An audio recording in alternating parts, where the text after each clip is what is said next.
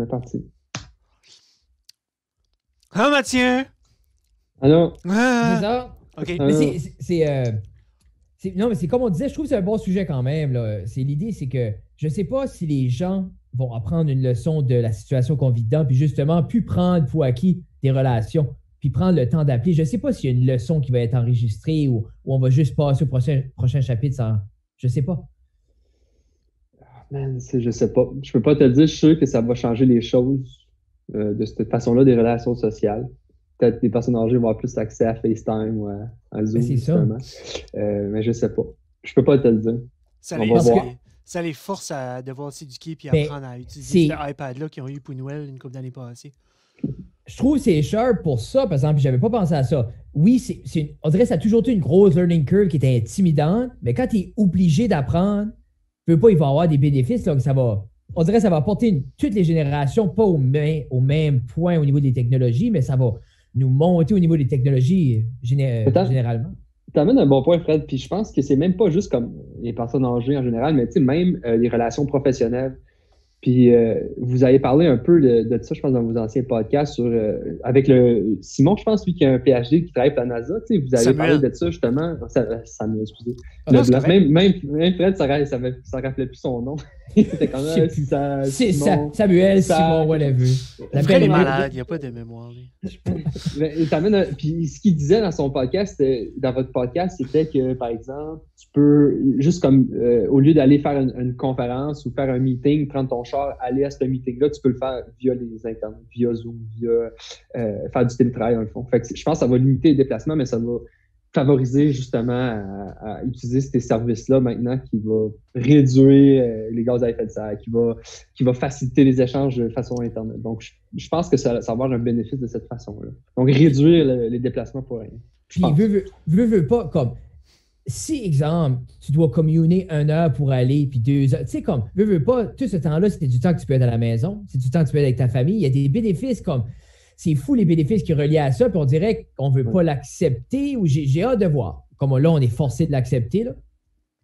Oui, exactement. Je pense que ça va casser plusieurs barrières de comme, tu sais, veux pas, comme, qu'est-ce qui est essentiel? Comme, veux pas, est-ce que c'est essentiel d'être toujours en salle de classe? Est-ce que c'est essentiel d'être toujours là où la technologie peut remplacer certaines choses? Comme, c'est des questions qu'on se pose présentement. Là. Est-ce que c'est essentiel d'avoir une personne devant une conférence et puis 75 personnes qui écoutent et qui se disent tout à l'eau, puis après ça, qui s'en allent de niveau après? Ben, ça t'amène quelque chose d'intéressant. Puis oui, puis non. Il y a le contact humain est quand même important. Faire du networking, tu ne l'auras pas quand tu fais des relations. Comme nous, on va accrocher puis on va faire nos affaires, mais après, si mettons, il y avait comme 3-4 personnes d'autres qui étaient dans notre podcast, d'autres scientifiques, je ne sais pas trop quoi, ça aurait été le fun de discuter, mais là, vu qu'on accroche, ben là, je les aurais pu reparler. Non. Donc, le côté comme networking va disparaître. Fait que justement, la conférence est plate, puis c'est ça qui est arrivé. À Toulouse, il y avait une conférence justement en France, début pandémie, puis la moitié des Américains ne sont pas venus, puis les gens étaient déçus, je mets en guillemets, déçus parce qu'ils disaient, moi je trouvais, pas besoin d'être déçu, Colin, il y a une pandémie, c'est normal qu'ils ne viennent pas, mais ils n'ont pas pu faire du networking. Ils ont juste fait les conférences des États-Unis, ils ont montré leurs slides PowerPoint scientifiques, ils ont accroché cette année. Mais c'est ça, c'est qu'ils n'ont pas eu la chance de faire du networking, qui est dans un congrès super intéressant. Ben pour nous autres aussi, quand on accueille quelqu'un chez Frédéric, avant de l'amener dans la cave, d'habitude, on dit toujours aux gens, regarde, si tu viens sur le podcast, tu as besoin comme 3 heures ou 3-4 heures de ta vie, parce qu'on passe 1 heure en haut à jaser, à faire le café, puis vite fait. Après ça, on s'en va dans la cave, on est là 1 heure et demie. Puis après ça, avant de partir, c'est un autre 45 minutes. Ouais, c'est ça, tout cet aspect-là là, de préparation, de donner la main, d'apprendre à se connaître, de se dire des choses, shoot the shit en bon français, ben ça se perd justement avec ça. Là. Je pense qu'on avait reçu PB Rivard cet été, humoriste québécois, puis il avait arrivé avec une valise pleine de gear, puis on a parlé de caméra, puis de micro juste dans la cave, comme ça, juste par pur plaisir, parce que lui, c'est un geek de caméra, puis d'équipement, puis comme c'est... tu vis pas ça à travers l'Internet. Je pense que c'est juste... Il va falloir trancher quand c'est nécessaire puis quand ça l'est pas. C'est être des adultes. Il va falloir qu'on soit des adultes. Des adultes, faire des choix, prendre des décisions.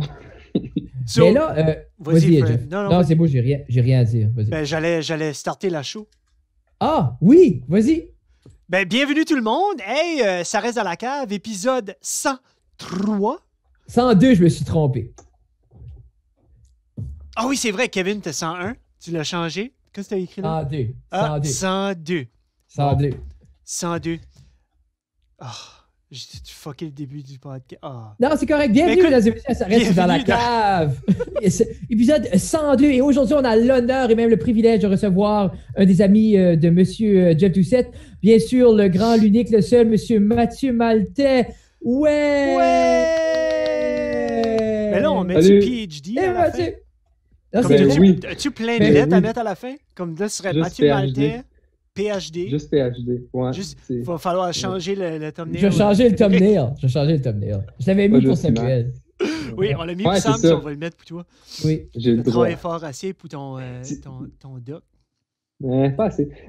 C'est-tu 102 ou 103 Dalmatiens?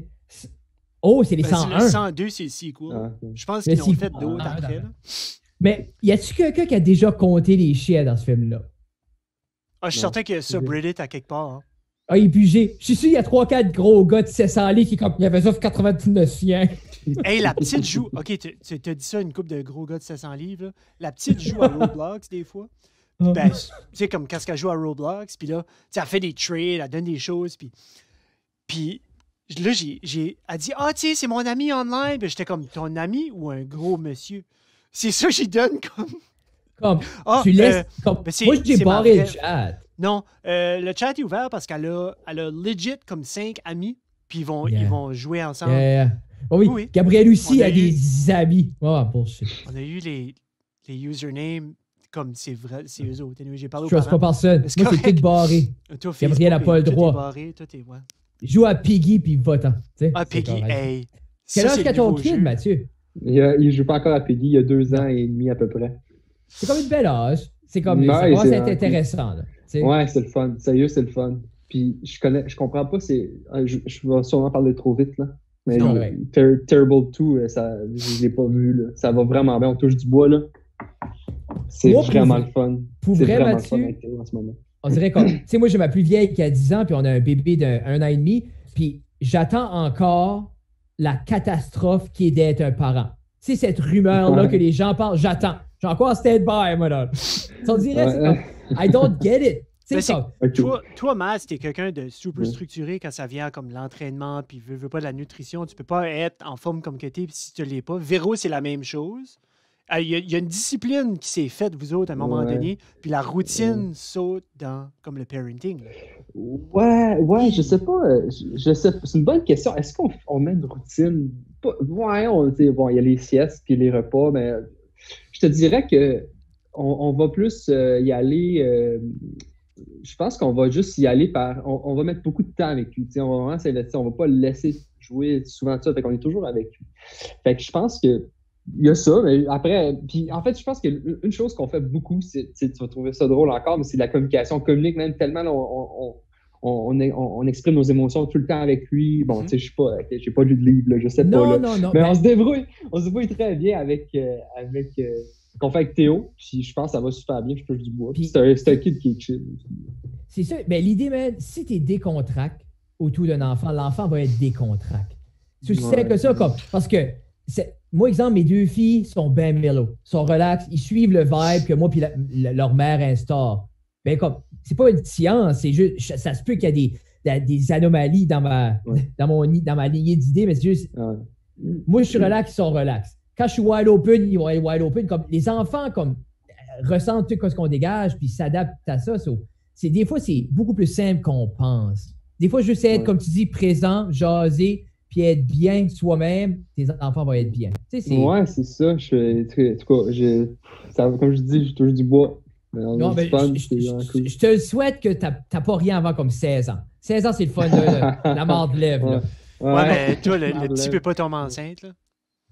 Au moins, il y a ça. Là. Non, mais la deuxième qui s'en vient, oui. Combien de semaines / mois? Elle est à 22 semaines. Ceux-là, vous avez su que c'est la petite. Là. Ouais, on a su le sexe, ouais. Puis on a su le sexe pendant la pandémie, tu sais, dans le fond, je ne pouvais pas aller à l'hôpital. Tu ne pouvais pas y aller? Je ne pouvais pas aller à l'école, non, c'est ça.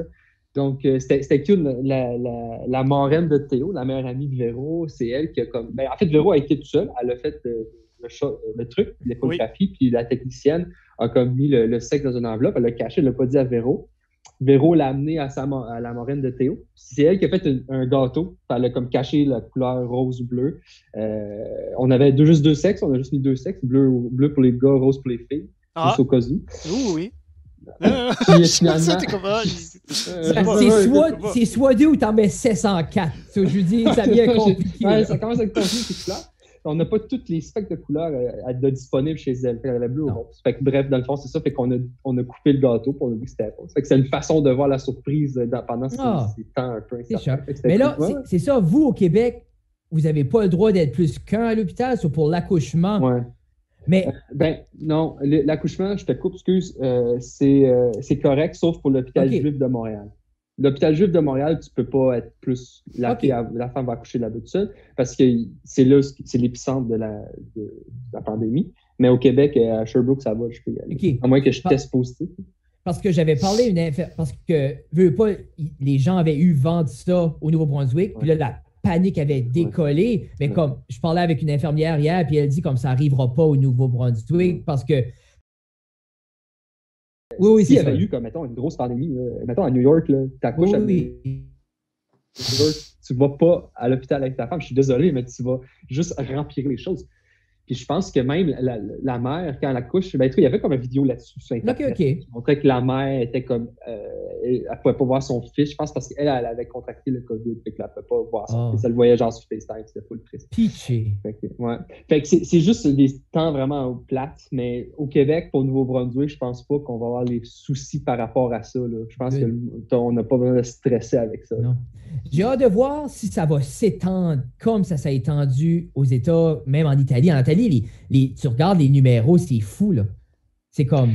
Ouais, je pense pas au Canada. La raison pourquoi je pense qu'on a réagi vite, nous les gens, on s'est vraiment disciplinés. Le gouvernement a réagi très vite aussi, comparé aux États-Unis, qui sort des nouvelles à tous les jours. Là, hier, c'était l'histoire de les courriels que les scientifiques ont échangés, qui ont averti le gouvernement 2 mois avant que ça arrive aux États-Unis.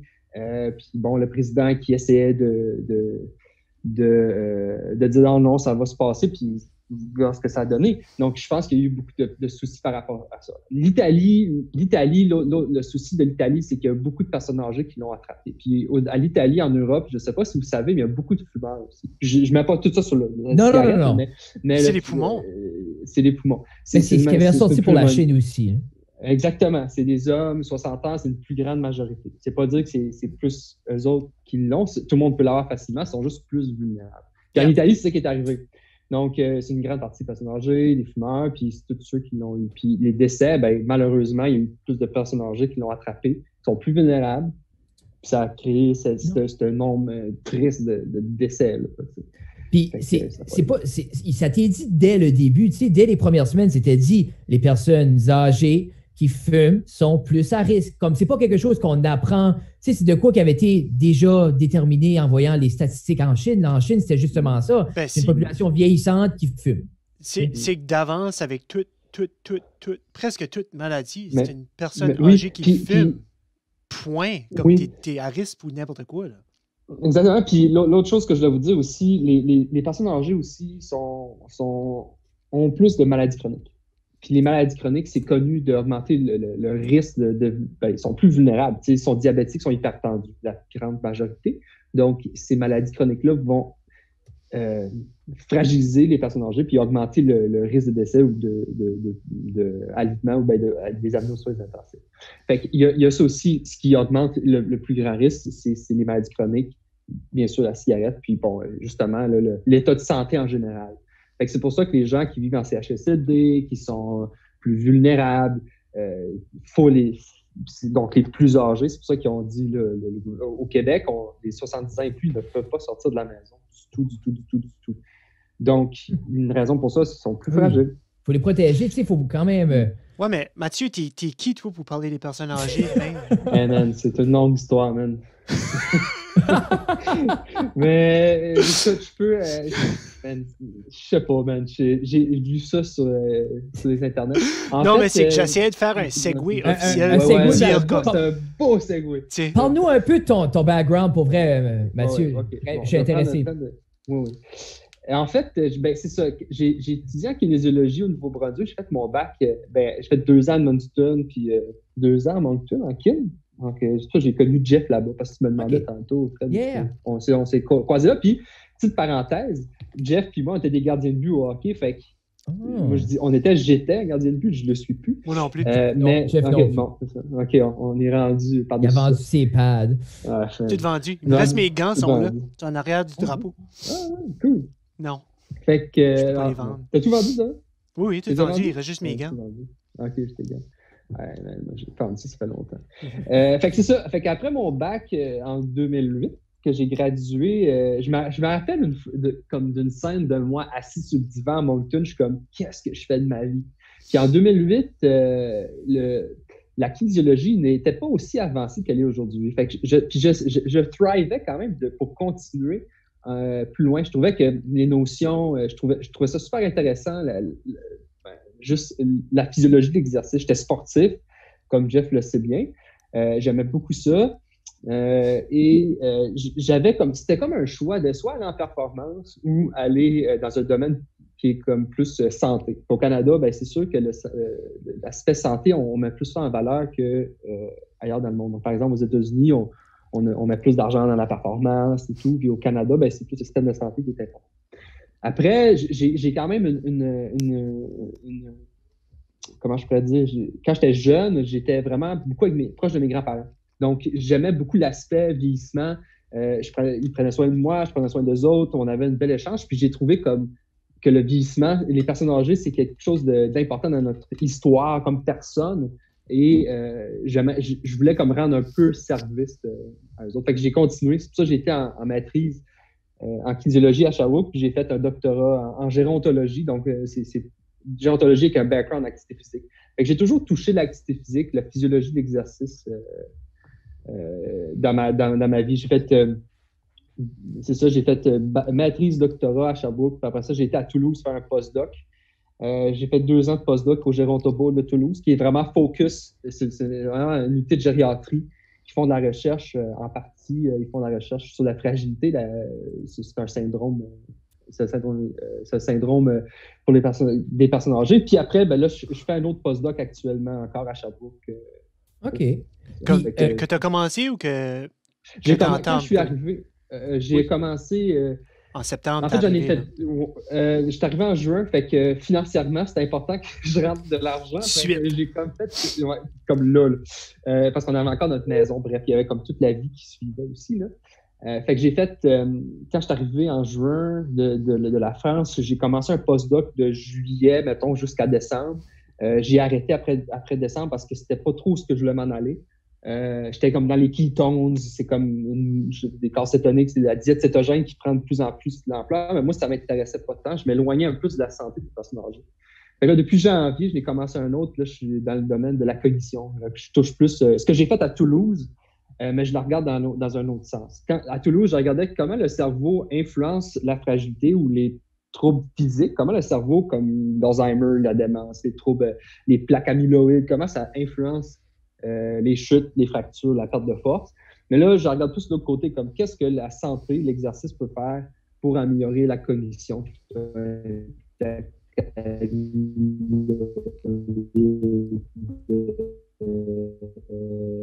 Est-ce qu'en France, parce que là, tu parlais, exemple, le système canadien est plus axé vers la santé, le système des États-Unis est plus sur la performance. Est-ce qu'en France, ils se ressemblent plus à nous ou ils vont plus vers la performance comme les États-Unis au niveau de leur valeur? En fait, c'est plus sur la santé. Le système, on l'a vécu. Tu sais, Véro, elle a couché là-bas. On a eu un petit gars tout le temps hospitalisé, mais le système est un petit peu différent qu'ici. Je ne sais pas comment ils font. En fait, la première chose, c'est que les médecins de famille, par exemple, tu as ton téléphone, là, tu checkes, tu veux prendre un rendez-vous, tu cliques sur « Allô, docteur », puis là, tu as un rendez-vous dans la journée avec ton médecin de famille. Puis si ton médecin de famille n'a pas de place, tu peux juste choisir le médecin de famille et trouver ton rendez-vous. OK. Puis c'est comme subventionné par le gouvernement. Fait qu'il y a comme une facilité d'avoir accès à... T'as pas besoin d'aller à l'urgence pour attendre 18 heures. Tu sais. Les urgences, c'est vraiment rapide.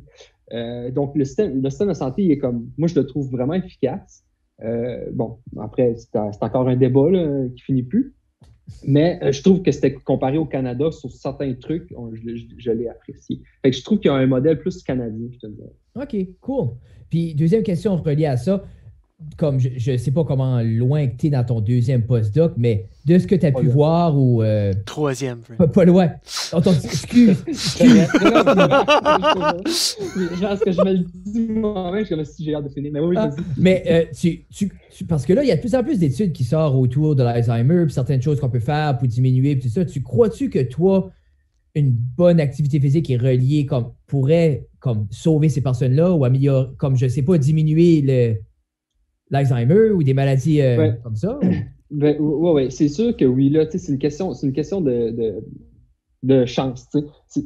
Dans la vie, tu veux juste mettre tes chances du bon côté. Fait qu'effectivement, l'activité physique va réduire les risques de développer la démence. Mais il faut que tu commences ça jeune, tu commences ça tôt. Tu as plus de chances, effectivement. Puis il y a plein de gros papiers, là, Aaron Buckman, il a écrit des papiers dans Neurology, là, ces caves, là, il a fait comme plein d'études, là, ils ont pris des cadavres, ils ont pris les gens qui savaient ils ont un background plus actif, ils ont regardé leur cerveau, ils ont vraiment fait les gens qui sont décédés, qui ont dédié leur corps pour la recherche, puis leur cerveau, ils ont regardé moins de plaques amyloïdes, le cerveau était plus en santé parce qu'il était plus actif. Des gros papiers comme ça qui ont sorti il y a une couple d'années. Okay. C'est Aaron Buckman, le chercheur, Buckman, B-U-C-H-M-A-N. Dans Neurology, il y en a plein, là, Physical Activity Levels is associated with lower risk of Alzheimer's disease and dementia. Fait que oui, effectivement, c'est assez connu maintenant. Il y a comme personne qui va contredire que prendre soin de soi-même. Parce qu'on dirait que c'est tannant parce que c'est assez évident que c'est bénéfique. Puis il y a quand même des gens qui, comme, pas osent, je dirais pas osent parce que tout le monde a le droit de penser de la manière qu'ils veulent, mais qui sont comme, perds pas ton temps avec ça. Comme il y a encore cette dualité-là entre, non, assis-toi, la vie est trop courte. Puis en même temps, c'est comme, tu veux pas la vivre pleinement en filant bien. On dirait comme, je comprends pas pourquoi cette dualité-là est encore là en 2020. Ben, c'est parce qu'on a tout ça facile, mon beau-frère. Tu sais, comme, prends ton char pour aller travailler. Oh oui. Tu sais, comme, sérieux, pourquoi réduire mon diabète? Faut que j'aille faire du sport quand je peux juste prendre une pilule. C'est ça. T'as déjà cette facilité-là. Donc, puis le système, comme nous, c'est un peu construit autour de nous, c'est pas préventif. C'est vraiment par traitement. C'est pour traiter les problèmes. Tu t'en vas voir le médecin quand tu es malade. Yeah. Donc, tu vas pas, puis souvent, puis tu vas pas mal. Il va rien faire, il va dire continue comme ça. Jusqu'à temps que tu dises j'ai quelque chose, tu dis OK, on va te mettre sur un médicament. Fait que, dans le fond, on est très. Puis bon, je connais pas tout ce domaine-là, mais les compagnies pharmaceutiques, puis toutes qui vont favoriser la production de médicaments pour réduire certaines. Donc, je crois que la prévention, notre comportement, il va être important pour réduire toutes ces maladies chroniques-là. Mais ça vient de la personne. Donc, il faut vraiment qu'on change nos habitudes. Ben, parce que je pense à une couple d'années passées, ma mère s'est fait prescrire, c'était juste une pilule qu'elle prenait une fois par jour, c'était pour son cholestérol.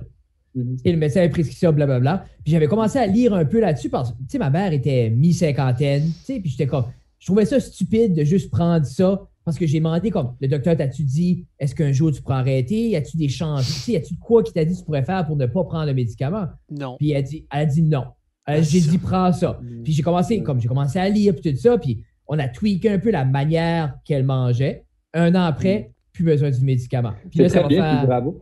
Tu sais, moi, veux pas, je suis chanceux que j'ai tombé là-dessus. Tu sais, veux pas, c'est de quoi qui nous passionne. Puis moi, en tant que père de famille, c'est de quoi je veux pousser. Tu sais, comme j'aime vivre bien. Tu sais, moi, le monde peut dire que ce qu'ils voulont que je ne vivrai pas plus vieux. Je suis capable pas de vivre plus vieux. Je veux juste vivre bien jusqu'à ma date limite. You know what I mean? Parce que c'est toujours cette rhétorique-là de marde que le monde utilise. Tu vivras pas plus vieux. Non, mais je vais être bien pour les 70 ans que je vais avoir. Exactement. on perçoit le vieillissement comme quelque chose de négatif, tu sais. Fait qu'on a peur de vieillir, on peut avoir des rides, peur de perdre des cheveux. Moi, j'ai plus de cheveux. C'est comme, non, je pense que vous en avez, ça arrive. Ça veut dire, vous matchez, vous avez une calvitie les deux, vous autres, là? Ouf. Ouais, ben moi, j'ai juste assumé, j'ai rasé. J'ai dit, je m'avais rasé l'année passée, puis là, ça recommençait à pousser. Là, je suis comme, wouh, je suis tout excité. Right. Profite-en, mon gars, sérieux. C'est cool, mais... J'avais pris, j'ai la sclérose en plaques, j'ai MS, puis le premier médicament qu'ils m'ont donné, ça m'a tout détruit, là. C'était comme un pitch, c'est assez un pitch in the dark, là. Comme la sclérose, parce qu'ils savent pas, ça se guérit pas. Ils sont comme, essaye ça. Man, j'avais des bouffées de chaleur, puis je perdais mes cheveux. Puis grosse ménopause. J'étais voir mon neurologue, je dis, regarde, non, tu sais, ça me tente pas. Tu sais, je vais prendre. Il dit, on va essayer d'autres choses. Je dis, il y a d'autres choses. Ouais, il dit, il y en a un bon qui marche mieux. Ben, je dis, ça fait peut-être une crise de bonne idée. Alors, mais c'est notre système. Comme, God bless mon neurologue, man, parce que il est assez transparent. Puis moi, c'est la première fois de ma vie que j'interagis avec un médecin qui veut parler.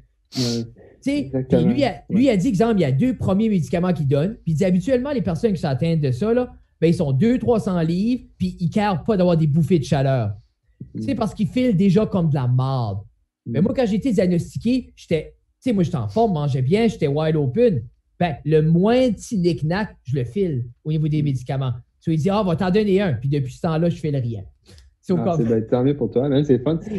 Il y a aussi ça, hein, comme je reviens avec ta mère qui, par exemple, le médecin qui prescrit sans vraiment tout de suite. C'est comme, mais je pense que c'est la mentalité de certains médecins. Puis je pense que le programme en médecine, puis comme par exemple au Québec, à Sherbrooke, je sais que je crois qu'il y a des profs en kinésiologie qui vont donner des cours en médecine pour comme montrer que la kinésiologie ou l'activité physique, c'est important. Fait que je crois qu'il y a comme un tournant qui se passe. Fait que la prévention, puis j'ai pas fait le programme de médecine, puis je sais que c'est mieux. Puis je suis pas en train de dire qu'il y a des médecins qui sont pas bons, ils sont tous bons. C'est juste, puis tu sais, en ce moment dans notre vie, on les a besoin. Fait qu'on se ferme on step et on smile. C'est ça. Puis c'est correct, mais c'est juste que des fois, surtout pour la prévention, il y a comme des façons de voir les choses, puis je trouve que c'est ça. Je trouve que c'est en train de changer, mais c'est ça. C'est quand même long. Puis des fois, c'est pas le médecin, c'est la personne qui dit man, ça va vraiment pas bien, je veux quelque chose pour régler ça là. Je suis tanné. Fait que, l'exercice, c'est long. C'est ça l'autre affaire, c'est que ça prend de l'engagement, ça prend du temps, puis puis le pouvoir des changements, c'est ça, c'est long. Fait que tu peux pas juste dire comme je vais courir 3 fois semaine, 3 semaines de temps. Tu n'auras pas d'effet bénéfique à long terme. Puis le problème aussi, c'est que tu as un effet yo-yo. Mettons, toutes les diètes, c'est souvent ça. C'est que si le mois de janvier arrive, je veux perdre du poids, man, ça va me durer 3 mois, je vais faire ça, ou 3 semaines, je vais perdre comme des diètes, comme soit des jeûnes ou des diètes cétogènes, tu vas perdre énormément. Puis là, après 3 semaines et 1 mois, t'es comme fuck, puis là, t'es comme ta vie embarque, puis là, t'oublies que t'engraisses super vite. Fait que souvent, c'est ça. Les gens, ils veulent une solution. L'idée, c'est que nous, on parle souvent du maintien. C'est correct d'avoir le changement, mais comment tu le maintiens? Parce que moi, je dis souvent aux jeunes à l'école ou n'importe qui, c'est commence pas de quoi tu ne te vois pas faire pour toujours. Tu comprends-tu? Comme nous, exemple, implanter une bonne nutrition à la maison, exemple, jusqu'à temps que mes enfants embarquent, puis ma femme embarque, puis tu sais, comme tout changer la manière qu'on faisait, ça a pris comme 2 ans avant que ça soit comme permanent, comme à cette heure, c'est juste automatique. C'est automatique, mais ça a pris 2 ans. Mais c'est pas tout le monde qui est prêt à comme mettre 2 ans juste pour adapter la manière. Faut que ça soit comme se brosser les dents. Tu sais, on dirait que tu vas te coucher là, ou se brosser les dents ou enlever ses verres de contact. Là, comme tu peux être aussi chaud, aussi poqué, tu peux être dans tous tes états que tu veux, mais tu vas finir par te brosser les dents, tu vas finir par enlever tes verres de contact, puis tu vas finir par te coucher. Toutes tes bonnes habitudes que tu essaies d'avoir pour t'amener, il faut que ça soit là. C'est là, il faut que ça se fasse. Exactement. C'est un très bon point, puis on est là avec l'activité physique. Parce qu'on sait que ça marche. C'est comme ça. Je n'ai écrit des papiers là, qui montrent que c'est bénéfique. Les gens répondent. Là. Même que tu sois le plus vieux, 80 ans, si tu peux répondre à l'exercice, on l'a vu, man. Les gens fragiles, les gens qui ont le cancer, qui sont en hémodialyse, ils peuvent s'améliorer quand même. Les principes physiologiques fonctionnent. C'est juste une question de faut l'implanter. C'est pas vrai que quand tu commences à 60 ans, tu n'auras pas de bénéfice. C'est pas vrai, c'est faux, tu sais. ça marche tout le temps. C'est juste qu'il faut le faire, puis comme vous dites, il faut que ça soit implanté dans notre Puis je pense que dans notre vie. ça vient en tant que parent, ça vient un peu sur nous. Comme exemple, c'est lead by example. Comme moi, mes filles vont grandir en nous voyant. Comme tu sais, moi, ma conjointe, c'est du yoga chaque soir. Moi, je work out chaque jour. Même dans le temps de pandémie, je suis dans la cour avec la corde à sauter puis les kettlebells. Puis, tu sais, les filles, les autres, ils jouent dehors, qu'est-ce qu'ils voient? Ben, ils voient papa être de même. Puis, tu sais, comme, je pense que ça retombe un peu sur nous parce que. Ils voient papa qui joue pas avec moi parce qu'il est en train de worker out. Fait qu'ils mangent de la merde. Écoute, si tu vas aux Olympiques, faut que tu mettes le temps, man. Oui, ben non, mais je dis, je kick le ballon en 3-4 reps. Là. There you go, le boy. Tu la tapes Mais- avec la corde à sauter. Ouais, tac, tac. La petite, elle riait de moi parce que comme j'étais pas fabuleux à la corde à sauter quand j'ai commencé. Là. C'est ton timing, là. Puis la petite est comme, ah, nous, on est meilleur que ça. J'y jette la corde, vas-y. Ah, vas-y. Skip, ma petite tabarnak.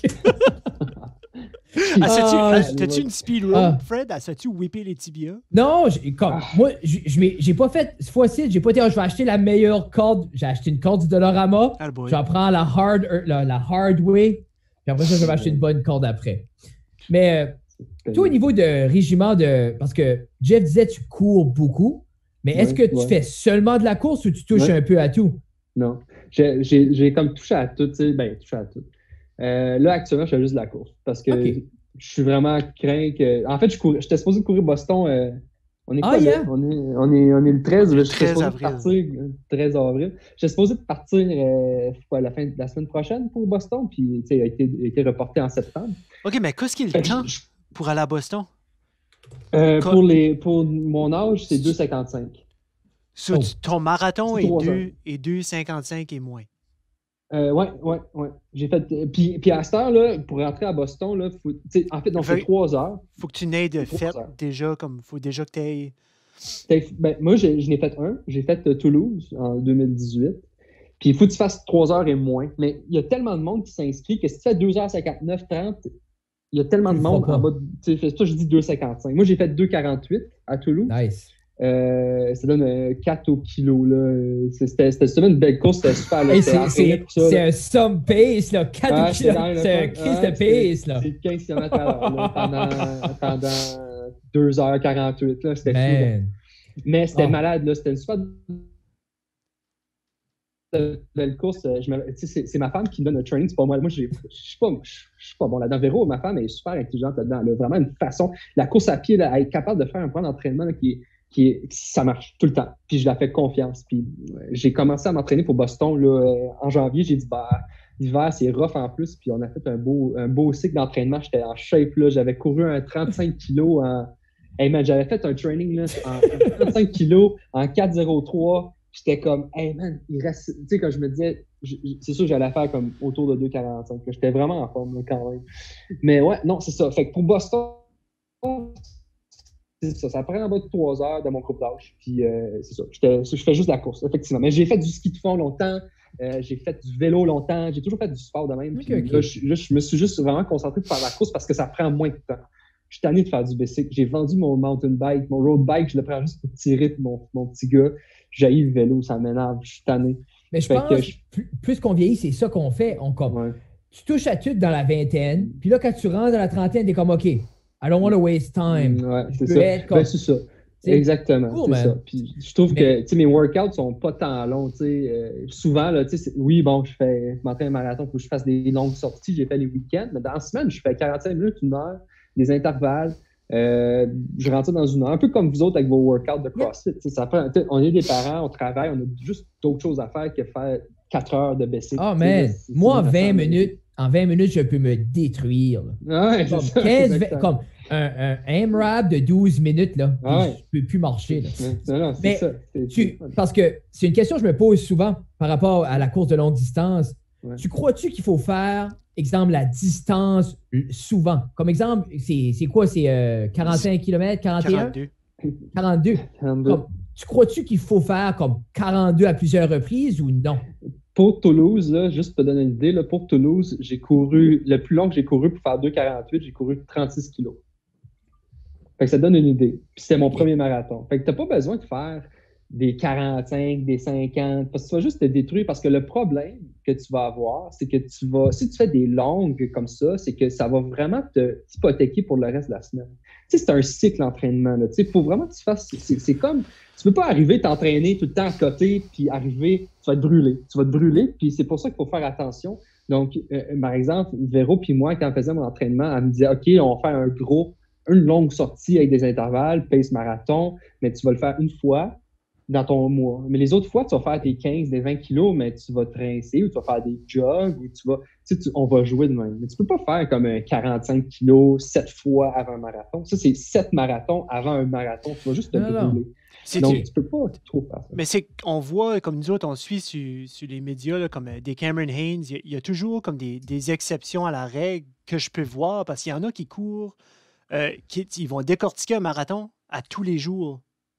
Comme everyday, ils vont se lever le matin, ils vont faire 8 à 10 km, ils vont aller faire un 14 à 18 le midi, puis ils vont finir leur marathon le soir. Puis, tu penses-tu à la longue qu'à un moment donné, parce que, tu sais, on veut en faire un petit peu à tous les jours, qu'on guette ça pour être meilleur en soi. Qu'est-ce qu'on est plus vieux, mais comme là, ils vont juste se briser. Tu trouves-tu pas? Ouais. Oui, ben en fait, ça dépend. La kinésiologie, là, vous allez m'entendre toujours dire ça dépend. Ça dépend dans quel niveau qui est. Je connais pas ce gars-là, Cameron Hayes. Mais il est fou, man. OK. Je t'enverrai son nom, tu checkeras sur... OK, c'est bon. Mais ce gars-là, par exemple, Eliud Kipchoge, lui qui a cassé le 2 heures. Ben, lui, il court 2 fois par jour. Julian Wonders, je sais pas si c'est comme c'est un recordman du demi-marathon. Il courait 59 minutes au demi. C'était quoi son nom? Demain, il court 2 fois par jour. C'est un Suisse. Julian Wonders, Julian Wonders, W-A-N-D-E-R-S. Puis c'est un coureur de très courte distance, un Olympien, court des demi, des 5, des 10. Super rapide, là. Cave, là, comme gars. Là. Puis il court 2 fois par jour. Fait que ça dépend. Puis ça dépend de ce que tu veux. T'sais. Si tu t'entraînes pour aller aux Olympiques, à un moment donné, il faut que tu amènes ce game-là. Puis ce que moi, j'ai réalisé quand je me suis entraîné pour Toulouse, c'est ça que je disais à Véro, puis elle trouvait que c'était une idée un peu cave, puis elle a un peu raison, c'était de justement faire des doubles sorties. Parce que souvent, puis ça, c'est quelque chose là, je fais juste parler hypothétiquement. J'ai pas regardé de papier là-dessus, j'ai aucune idée, parce que comme tu dis, ça peut te briser. Toi, c'est juste une question de feeling, des fois, là. Ben, en fait, ouais, mais c'est une question de feeling, justement, parce que quand tu t'entraînes pour un marathon, par exemple, c'est où que tu casses, c'est à la fin. Mais quand tu t'entraînes, là, tu commences tu veux t'entraîner pour un marathon, tu fais une longue sortie, tu fais un 20 kilos, mais tu vas commencer à te fatiguer vers la fin. Mais si tu commences ton entraînement fatigué, je me pose la question, est-ce que ça a une différence? T'sais? Mais encore là, ça dépend le reste de ton cycle d'entraînement. T'sais. Tu peux pas faire ça quand tu commences à courir début du mois de janvier pour perdre du poids. C'est encore une question de es-tu prêt à mettre ce stress-là? Surtout la course à pied, qui est quand même un sport qui est plus difficile en termes d'impact que, par exemple, faire du rowing, du ski de fond, de la muscu, où il n'y a pas d'impact physique comme sur les jambes, sur les genoux, sur les articulations. Il faut quand même que tu aies une certaine base, si tu veux, pour répondre à ta question du gars qui court 3 fois par jour. Yeah. Mais c'est ça. Cameron Hayes, il a dit dernièrement, il a été transparent, puis il a dit il a constamment mal. Il dit. Non, mais il dit, je sais que c'est pas viable, je le sais que c'est counterproductive, mais il dit, yes. Tu sais, comme le gars fait des ultramarathons, là. Il fait des 24 heures, des loops de 24 heures, là. C'est un autre game. Comme lui, exactement. C'est pas la même chose. Tu sais, c'est comme. Connaissez-vous les Barkley Marathons? Le Barkley Marathon? Oui. On avait eu Joanne Thériault. Elle avait venu sur le. Elle a déjà. Ouais. Elle a fait Barkley. C'est une avocate de la région, ouais. Elle était supposée le faire de nouveau, là. Mais là, ça a été fait le Easy Stroke. Ouais, ça a été annulé. Elle a fait les 3 tours parce qu'il y a comme des niveaux, là. Oui. Il faut que tu te rendes à chaque niveau afin d'atteindre le prochain. Là. Mais c'est-tu quoi que tu vises, toi, Mathieu? Oh non, moi, là, mon gars, là, moi, dans la vie, là, je vais t'expliquer quelque chose, OK? Là? Moi, dans la vie, là, je suis pas un gars qui aime faire la longue distance. Puis je suis contre ça, un peu. Pour de vrai, là, pas contre ça. Bravo, Joanne, là, pour moi, personnellement, je trouve que courir des longues distances, ça m'attire pas. Je trouve que c'est dur, c'est du temps. Puis j'aime mieux courir vite sur une plus petite distance que courir pendant comme 14 heures pour juste avoir une médaille à la fin. Tu sais, comme les Ironman, j'aime pas tant ça. Moi, je suis plus comme, essaye donc de courir un 5 kilos là, en bas de 17 minutes. Là. Puis là, on va jaser. Là, là c'est le fun. Là, tu te vois-tu évoluer à juste faire des demi, éventuellement? C'est demi 5-10. Moi, je vais faire Boston. Moi, là, mon but, là, c'était de faire Boston. Puis quand je vais faire Boston, là, je vais dire, j'ai plus de temps. Tu vas être correct. Autant d'entraînement. Je vais être correct, je vais être content. Puis ce que je vais faire, c'est de travailler, d'améliorer ma vitesse.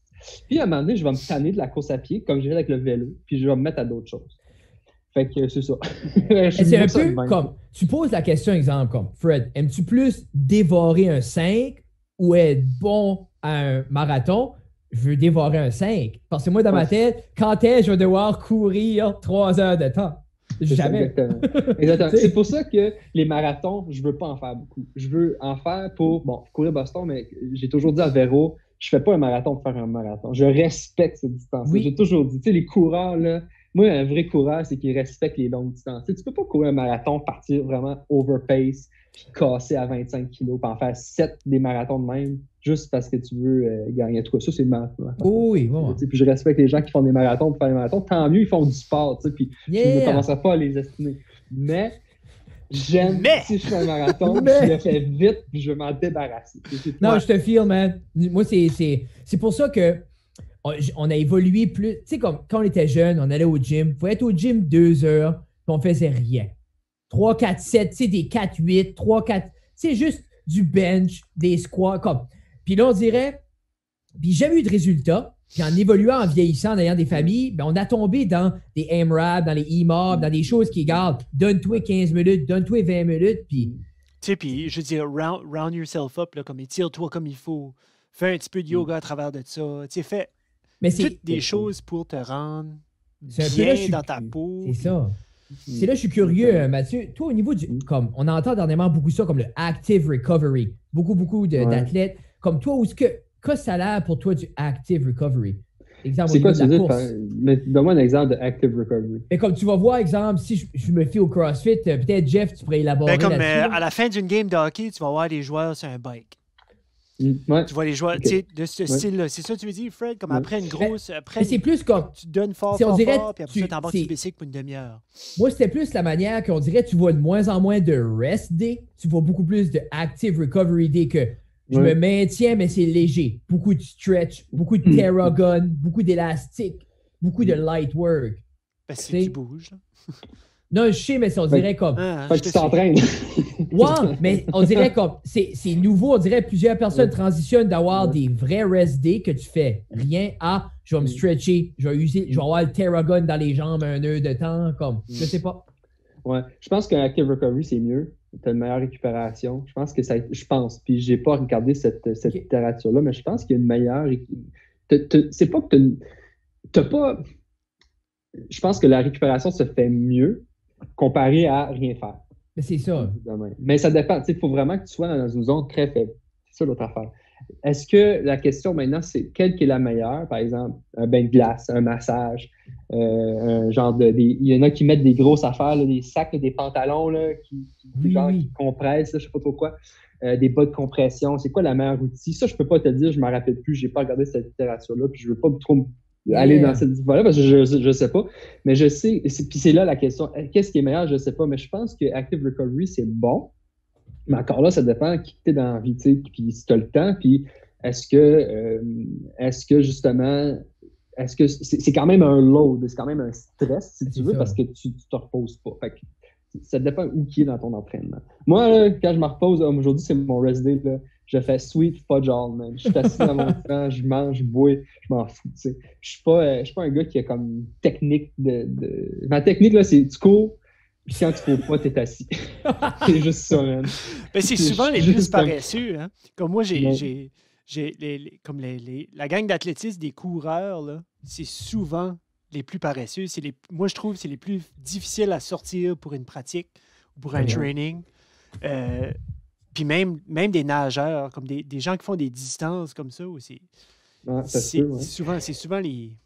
Je sais pas. Mais j'allais pas te dire, tu sais, parce que la course à pied donne un gros stress. Tu vas, même faire de la piste, là. J'en fais l'été, là. Puis même cet hiver, j'en ai fait sur une piste de 200, là. Tu sais pas si c'est dur sur le dos? C'est ça que c'est? T'as juste dur, mal au corps? Man, t'as mal à la vie, man. T'as juste mal à la vie, mal aux jambes. Puis, tu sais, un lendemain d'un entraînement de piste, là, tu vaux pas grand-chose, souvent. Là. Fait que tu vas faire comme un jog, là, puis ça va être pénible, c'est dur. Fait que, parce que, tu sais, marcher, ça dépend de ton travail, par exemple. Tu sais, comme un jeune qui a 18 ans, qui est au cégep ou qui est au secondaire, ou commence l'université, il y a juste ça à faire, tu sais, courir. Fait que je pense qu'il y a plus de lâcheté, point. Mais quelqu'un qui travaille debout comme une infirmière, puis là, la veille, elle fait de la piste. Tu penses-tu qu'elle va aller jogger quand elle travaille toute la journée, quand il y a une pandémie en ce moment, tu sais? Non. Comme, tu sais, ça dépend où ce que tu es dans la vie, tu sais. Ah, je te suis. Mais si tu es assis sur tes fesses, là, man, tu sais, tu peux jogger tout le temps, là. Absolument. 100 000 à l'heure. Mais c'est vrai, c'est comme, parce que moi, je veux dire, moi, je suis dans le gym avec les kids à l'école. Je suis constamment en train de marcher, de courir après eux autres. Ou je suis dans la salle de conditionnement avec mon autre classe, puis je fais les workouts avec eux autres. Moi, arriver chez nous, là, aller courir, aller marcher, aller faire comme... Moi, c'est pas dans moi, là. Non. Pas dans moi. Puis dans mon... Quand j'enseigne à l'université, là, je te lève mon chapeau parce que moi, enseigner comme 3 heures dans une journée, un cours, là, le reste de la journée, je suis de même. Puis les profs qui font ça à journée longue avec des kids dans une salle de gym, je suis pas mon fait. Tu sais, en plus de te craquer, faire du sport, comme tu dis, je comprends. Ah, il faut que tu sois... Je serais sédentaire. Faut que tu sois comme... Oui, plus intéressant qu'un vidéo de YouTube, là. Faut que tu y penses. Faut que tu sois plus intéressant que les petits click games. Faut que tu sois plus intéressant que n'importe qui. T'es on non-stop. Malgré que là, ça va faire 3 semaines, 1 mois là, qu'on est arrêté. Là. Puis comme je trouve ça rough. Là. Je trouve ça vraiment difficile de comme, être chez nous puis d'être pas parmi le monde. Là. Comme moi, mes 3 maisons, là, je les entertain, c'est le fun. Là. Mais comme, moi, je veux aller back. Là. je veux sauter dans le niveau. Là. Ben, vous autres, comme là, tout de suite, y a-tu encore des cours? Travailles-tu? Comment ça marche, toi, là? Moi, je fais encore de la recherche. J'écris des articles scientifiques. Fait que je le fasse là-bas ou ici, ça change pas grand-chose. J'enseigne pas cette session ici. Il y a des cours qui se donnent en ligne. Honnêtement, c'est la session d'été, tout de suite, là? Qui va commencer bientôt. Je ne sais pas quand elle commence, mais pas là. Puis honnêtement, je pense qu'elle va se donner via Zoom, mais honnêtement, je suis pas certain encore, parce que vu que je suis pas comment je pourrais dire, vu que j'enseigne pas, je sais pas comment ça se gère. Non, toi, tu t'as pas informé là-dedans, t'es pas là-dedans. Non, c'est ça. T'es pas dans le mais je sais que je suis pas dans le lot, mais je sais qu'il y a des cours qui sont donnés via Zoom. Ils ont des examens, il y a des choses à régler, il y a des choses à remettre pour les étudiants. Pour moi, personnellement, vu que je fais juste écrire des articles, je fais des stats, je fais pas mal juste rouler des statistiques, écrire des papiers, de la revue de littérature. Je peux faire ça chez nous en ce moment, comme je suis sur un lit, mais je travaille sur un lit à journée longue. Parce que toi, Matt, là, comme je me rappelle à l'université, t'étais big sur étudier, puis comme manger, t'étais comme un sponge d'informations parce que c'était vraiment ta passion, puis je pouvais le voir, puis t'étais smart, puis t'es encore smart, c'est pas ça que je veux dire, là. Pas t'étais dans le passé, là, tu sais, là. Mais c'est, toi, t'as-tu, comme, parce que veux pas, professeur d'université, il faut t'écrire, t'as comme un quota de... D'après moi, tu dois avoir un quota de rapport ou de papier qu'il faut que tu écrives. Puis il faut que tu aies une charge de cours aussi. Ouais. So, y a-tu comme le minimum ou le... Tu sais, la question que je voulais te poser, c'était, te voyais-tu enseigner à l'Uni plus que d'écrire puis de faire de la recherche? C'est 50-50, je te dirais. Je te dirais que c'est 50-50. J'aime enseigner beaucoup. Vraiment, là, quand je donne mon cours là, en septembre... je capote. Je m'ennuie, j'aime vraiment ça, c'est motivant. Je trouve que je change beaucoup les étudiants, puis j'ai l'impression que j'amène... il y en a que ça clique, puis il y en a que ça clique pas. Tu dois savoir ça, vous devez savoir. Je pense aussi, Fred, t'es un prof d'éducation physique, fait que vous savez, c'est quoi quand vous marquez? Fred, c'est un intervenant en milieu scolaire. Intervenant en milieu scolaire. OK, excuse-moi, OK. Hey, je sais pas c'est quoi ça. C'est quand les jeunes sont tristes, puis sont pas sûrs de ce qu'ils veulent, ils viennent voir, puis je les cheer up. Je les dis, suck it up, puis va de tes classes.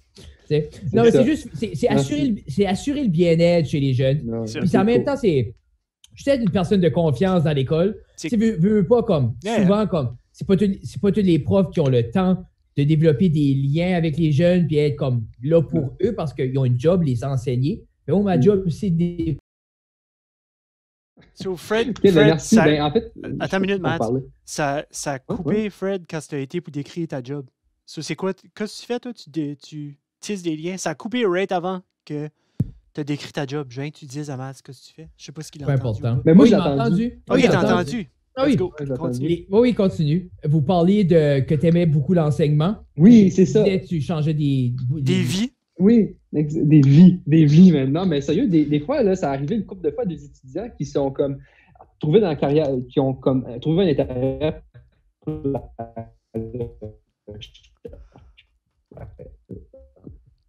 et puis, ce côté-là, je l'aime beaucoup. J'aime beaucoup la recherche parce que mon rôle, puis comme je te l'ai dit au début, c'est retourner ce que les personnes âgées, mes grands-parents m'ont déjà donné à la vie, dans la vie, mais aussi, pas juste mes grands-parents, mais toutes les personnes qui ont des grands-parents, mais c'est que le partage de l'information, que l'activité physique, c'est bénéfique pour eux. Fait que c'est ça que je veux amener. Puis en recherche, je peux le faire. Malheureusement, je ne suis pas en médecine, je ne suis pas gériatre, mais je peux le faire de cette façon-là. Fait que j'aime les deux de façon égale, si je dirais. Nice. Ouais. Mais je ne suis pas prof encore. C'est pour ça que je fais des post-docs, parce que j'essaie d'être prof. Mais qu'est-ce qui manque? Qu'est-ce qui demande? Okay. Hey man, c'est ça. C'est qu'est-ce qui demande? C'est ça la question. Ça commence à être tannant, puis c'est quand même un sujet lourd dans ma vie ces temps-ci. Okay. Ben, pas un sujet lourd, c'est juste tannant parce que je suis tanné, parce que c'est quand même challenging. Parce que je suis parti en France 2 ans, puis c'est une question je pense que c'est une game politique un peu. Puis dernièrement, je pense que c'est Kevin Arsenault qui disait ça, votre député, votre ministre, là, qui parlait de ça, qui disait je trouve des fois qu'on chicane, puis on n'avance pas dans le bien des gens, parce qu'il y a beaucoup de parler, puis il y a beaucoup de chicane entre députés, entre ministres, puis les choses n'avancent pas. Mais des fois, je sens que c'est le même en recherche. Je sens que là, actuellement, faut juste que j'aie comme un super de bon CV, mais là, que j'oublie que, j'essaie d'améliorer les connaissances scientifiques parce que je veux être prof. Fait qu'il y a un peu d'égoïsme là-dedans. Fait qu'est-ce qui manque? Qu'est-ce qui manque, les gars? C'est un timing, une porte, un poste, tout simplement. Dans le fond, il faut que quelqu'un se retire, il faut que quelqu'un pogne le corona, il faut qu'il y ait quelque chose. Il faut qu'il y ait comme un poste qui ouvre, dans le fond. Pas quelqu'un qui prenne une retraite et qui décède. Ça, c'est plate. Mais je sais, c'est une joke, là, mais c'est ça. Il manque cette partie-là. Donc, quelqu'un a un poste, un nouveau programme qui rouvre, je sais pas, un poste qui rouvre dans une université. Le problème, c'est pas un problème, c'est notre choix. C'est comme vous autres, vous êtes en région, nous, on veut rester au Québec. Si je m'en vais aux États-Unis, je vais trouver une job. Si je vais être dans une université francophone, ben, tu es au Québec. Puis au Québec, il y a 7 des universités ou 8. Ben, puis il y a 8 départements de kinésiologie. Dans les 8, il y a 20 profs, puis tous les 20 profs ont 40 ans. Fait que c'est ça. Le défi est là. Puis il y a de plus en plus de gens qui ont des PhD. Dans le domaine de l'activité physique aussi. Si tu t'en vas dans des programmes qui ont moins de doctorats, ben c'est plus facile. Comme en kinésiologie, c'est énorme vu que c'est populaire. Il y a beaucoup de gens, c'est plus accessible. Il y a plus de gens qui ont des doctorats, donc il y a plus de gens qui veulent être profs. C'est plus dur. Mais c'est ça. Crois-tu qu'il y aurait place pour... Parce que justement, peut-être tu aurais une différente perspective. Tu pourrais, je ne dis pas de créer une charge de cours, mais en même temps, tu pourrais trouver ta niche, faire ton... OK, c'est quoi qui se fait? Tout à fait, c'est ça. OK. Oui, exactement. Nice. Tout à fait. C'est ça, c'est comme ça que tu vends ta salade. Pour trouver une place dans une université, ça peut être dans une université X, ça peut être dans un centre de recherche, par exemple, ou CRI-UGM, c'est à Montréal. Ben là, le rôle de mes superviseurs en ce moment, c'est ça, c'est d'essayer de vendre, moi, le chercheur Mathieu Maltais, telle place pour essayer de montrer comme voici mon CV, voici cet étudiant-là, voici sa niche, activité physique et de cognition. Moi, je suis présent dans une université, une place, puis ils sont OK, cool, vraiment intéressant ce qu'il fait. Lui, on veut l'embaucher. Fait que c'est vraiment ça, là. C'est exactement, c'est de développer une niche que l'université n'a pas, que ça les intéresse. Puis être bon dans cette niche-là aussi. Je peux pas être juste comme 3 articles scientifiques qui disent « Hey, je suis super intelligent ». Non, il y a comme vraiment... Il faut qu'il y ait une histoire qui vienne avec mon CV, puis ce qu'eux demandent aussi. Ça va dans les deux sens. Puis je crois que l'idée, comme tu parlais un peu, l'optique de tisser des liens, puis inciter les jeunes à aller vers la recherche, tout ça, tu sais, veux pas l'idée en étant quisqueté, en ayant ta personnalité, mais c'est un point de vente quand même. Tu sais, veux pas comme la personne que tu es, mis d'un contexte universitaire en tant qu'enseignant, ben c'est attirant des fois pour les jeunes, là, de vouloir aller, veux pas comme ça. C'est des points. Non. C'est pas évident. C'est pas évident. Puis, tu sais, j'en ai eu des entrevues, des postes de prof, là. Puis, tu essaies de vendre cette salade-là, tu essaies de dire que, moi, je suis passionné. C'est bon. Mais le problème, c'est que souvent, laisse faire, je le dirai pas. Non, c'est ça. Quand tu auras une job, tu nous là, je vais le dire. C'est ça. Mais Jeff. Oui, moi, j'ai déjà eu ces problèmes-là, oui. C'est ça que tu allais dire, non? Jeff aussi, là, il n'a pas dit un mot jusqu'à temps qu'il signe son contrat B. Depuis qu'il a contrat B, oui, mon opinion, c'est ça. Non. Non, je suis encore sous probation.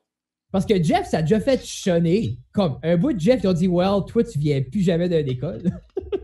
Puis t'as disparu pas directement. 2 ans. Pas directement. J'ai envoyé un courriel à un moment donné, puis comme Jeff était j'ai été mis sur une liste d'après moi. Puis c'est ça. Mais on a eu une question du public, Mathieu. On a deux. Oh, t'en as une autre? J'en ai une autre de Pierre-Luc, oui. Oh! Mais tu peux commencer, Jeff. Ben, Mathieu, t'as vu la question, celle-là que je vais. Oui, que je vais lire. La répéter? Je vais absolument la répéter. Ouais. So, on a. Je nomme-tu la personne, Fred? Oui. Tu peux. Oui. Mario. On a Mario. Mario Roussel. Mario. Il dit, après avoir lu le livre Hacking, Stephen Hawking? Non, c'est pas ça en tout. Hacking Darwin. Je serais curieux de savoir ta perspective sur la science du vieillissement. Sa question, c'est est-ce que, selon toi, le futur se retrouve dans la médication ou dans la modification génétique? Ça, c'est pas vraiment par rapport à la prévention, c'est vraiment, c'est-tu la médication ou la modification génétique? Tu vois-tu? Ouais, c'est une super de bonne question, tu sais, puis je l'ai lu, là, puis j'étais comme, c'est quoi la réponse à cette question-là? Puis, en fait, je pense que c'est un mélange de plein de choses, mais c'est sûr que la médication, elle va s'améliorer, tu sais, on est là, puis ça va toujours être présent, tu sais, c'est connu, tu sais, il faut toujours avoir une meilleure médicamentation, puis je pense que ça va toujours être présent.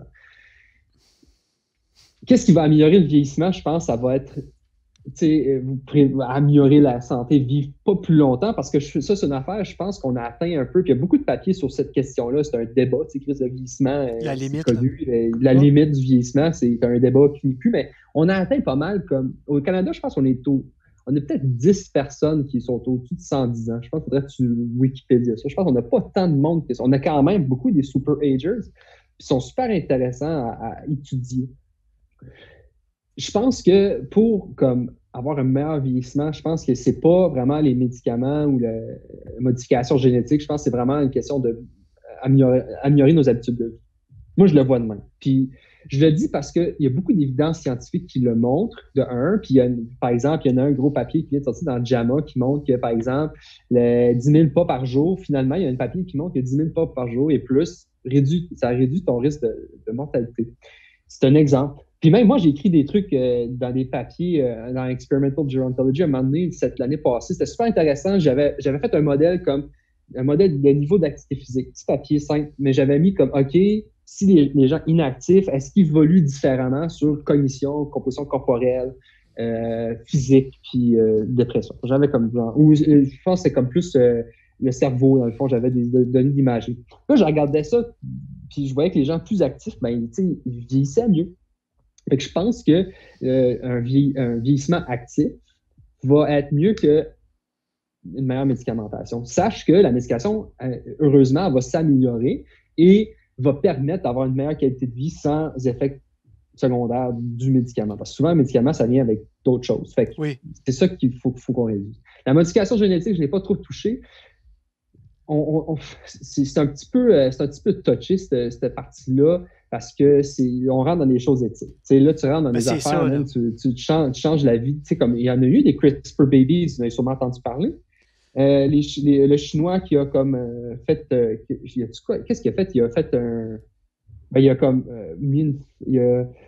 il a-tu pas inséré... Il a fait un in vitro. Qu'est-ce qu'il a fait? Vous n'avez pas entendu parler des CRISPR babies, CRISPR-Cas9? Mais dans le fond, googlez ça, ça a été un gros débat génétique parce qu'il y a un Chinois qui a fait ça. Il y a un Chinois qui a présenté dans un congrès qui avait mis une femme enceinte puis il y avait le bébé, je pense, qui venait de... je peux pas te le dire, je m'en rappelle plus. Je veux pas dire des niaiseries, mais regardez ça. Puis dans le fond, ça s'est fait. En tout cas, c'était un super de débat éthique. Ils ont comme mis un enfant au monde, elle était enceinte, je pense qu'elle a accouché. des enfants qui sont créés génétiquement, si tu veux. Je vais le mettre simplifié de même, là, je suis désolé, c'est pas trop clair, là, mais ça existe déjà, malheureusement, parce qu'il n'y a pas eu un oversight éthique là-dessus. Je suis pas prêt à... C'est sûr qu'avec le futur, il va y avoir des améliorations génétiques. Par exemple, quelqu'un qui a un cancer du pancréas, pour enlever du pancréas, pour comme créer un nouveau pancréas pour améliorer son insuline, pour sécréter de l'insuline. Je pense qu'un jour, on va être capable de faire ça. Fait qu'il va y avoir des effets bénéfiques. Je pense pas que ça va être sur le vieillissement tel quel, mais sur certaines maladies. Je me demande, comme tu dis, certaines maladies, tu rentres là-dedans, c'est une prédisposition par rapport à une maladie, où ce que d'habitude, ça frappe le monde de 35 à 50 ans, puis toi, tu en as 22. Y aurait-tu bien, à un moment donné, une façon de pouvoir rentrer dans ta génétique puis dire, OK, regarde, on va tweaker ça, on va enlever cette... Je suis après lire sur le CRISPR Baby, là, puis de ce que je lis ici, c'est que c'est un docteur, le père était atteint du HIV. Oui, c'est ça. Le scientifique a retiré de son bagage génétique le HIV, puis a inséminé la maman. Puis ils ont eu des twins, Nana et Lulu. C'est ça. 100% LT sans le HIV. Ouais, exactement. Le CCR5, c'est le gène CCR5. Ouais, c'est ça. Parce qu'ils ont pu isoler cette gène. Ouais, c'est fou. Puis ça n'a pas été approuvé éthiquement. Là. Non, ça a juste été fait. Ça a été fait, puis ça a été vraiment ça a été comme la grosse affaire l'année passée en sciences. OK, sur lui, as-tu fait la prison? Y a-tu comme... C'est en Chine. Non, je sais, mais c'est que souvent, souvent, on se fait dire que c'est plus facile de se faire pardonner que de demander la permission. Tu sais, tout dépendant, c'est sûr, il y a des envergures à toutes, là. Tu sais, quand tu modifies quelque chose biologiquement ou génétiquement versus peinturer un mur, c'est pas la même. Non. En fait, je sais même pas, si son papier a été retracté. En fait, je pense que c'est encore publié. En tout cas, éthiquement, c'est comme pas correct. Moi, je suis contre ça. Je sais que, bon, les enfants, heureusement, ils n'ont pas le sida, mais on ne sait pas. Mais quoi d'autre? Qu'est-ce qu'il y a enlevé, plus tard? On n'a aucune idée. Là. On ne sait pas. On va savoir dans 30 ans. Ils vont avoir un bras de plus qui pousse, puis tu vas avoir plus grande disposition d'avoir un trouble cognitif. Tu reviens à ta question sur, par exemple, tu disais... Est-ce que si, mettons, tu as 25 ans puis tu sais qu'il y a une prédisposition à 30 ans à avoir développé une affaire? Je pense qu'on ne peut pas faire ça. Je pense que ça va être trop loin avant qu'on voie quelque chose comme ça. Je ne peux pas me positionner là-dessus. Ça serait trop fun. Ça serait trop le fun. Ça serait trop facile. Ça serait trop facile. Mais comment tu fais ça? On voit beaucoup d'évolution. Au niveau des stem cells, on voit beaucoup de gens parler de ça, les cellules souches, puis... beaucoup de gens vont se faire comme des traitements, même comme Joe Rogan en parle souvent, comme lui, l'épaule, les genoux, c'est wide open. Là. Mais je parlais ça avec mon neurologue. Puis lui disait pour la sclérose, beaucoup de gens ont commencé à faire des traitements au stem cell. Puis il dit les résultats sont skyrocket. 6 mois après, worse than ever. Il dit comme instantanément, toute la cicatrisation disparaît dans le cerveau. C'est comme s'ils n'ont jamais été malades. Puis 6 mois après, ils rechutent 2 fois pire. OK. C'est vraiment comme... Lui, il parlait de ça comme lui, ça l'intéresse parce que c'est un neurologue. Oui, c'est dans sa branche. Il vit pour ça, là. Mais il disait parce que... moi, ça m'intéresse parce que j'aimerais ça plus avoir la sclérose. Puis il disait ça, puis comme il dit, on n'est pas là. Il dit, on n'est pas là avec ça. C'est différent arranger des tissus d'une épaule et arranger un cerveau. Là. Exactement. Puis je pense que, puis corrige-moi, là, je ne suis pas un expert en sclérose, là, mais je me dis, tout le monde vit des symptômes différents, ils ont une progression différente. Donc, j'ai l'impression que, que tu fasses un traitement de stem cells pour toi, ça ne marche pas, mais pour quelqu'un d'autre, ça marche. C'est très individuel. C'est ça. Comme moi, moi je me compte chanceux parce que chaque fois que je vais à la clinique puis j'observe les autres patients, ils sont beaucoup plus amochés que moi, puis comme des gens que ça fait moins longtemps qu'ils l'ont de moi ou à peu près le même temps, comme moi, mon neurologue, il dit, il lui comprend pas comment je fais pour garder un lifestyle comme actif, puis rester en forme, puis garder ma masse musculaire, puis ça, comme lui n'a pas vu ça. Il n'a pas vu ça. Ouais. Je ne sais pas si c'est juste parce que je l'ai eu jeune. Habituellement, c'est plus vieux. Je ne sais pas si c'est c'est vrai. C'est à cause j'ai fait un accident de moto. Puis le choc à la tête, lui, mon neurologue dit que ça l'a comme avancé ça de 10 ans. Lui aurait dit que je l'aurais eu éventuellement fin trentaine, puis il dit le choc a comme stimulé mon système immunitaire à comme panic mode, il y a la sclérose. Ouais. OK. Écoute, ça mais c'est hypothétique, là. Lui, tu sais, comme il ne peut pas mettre ça sur un papier, mais lui, il dit il commence à avoir beaucoup, beaucoup plus de cas reliés entre un accident puis des symptômes reliés à la sclérose. La collision. Tu parlais de ça tantôt, là, les collisions qui viennent à causer. C'est super de bonne question. Si toi, je ne sais pas s'ils ont un dépistage génétique de la sclérose en plaques ou je ne sais plus comment ça marche. Comme tu as un vaccin qui dit OK, tu peux l'avoir, je ne sais pas comment ça marche. Mais c'est ça. Fait que c'est surprenant quand même que ça a avancé ça a comme déclenché la sclérose en plaques. C'est fou, man. C'est comme il parle de ça.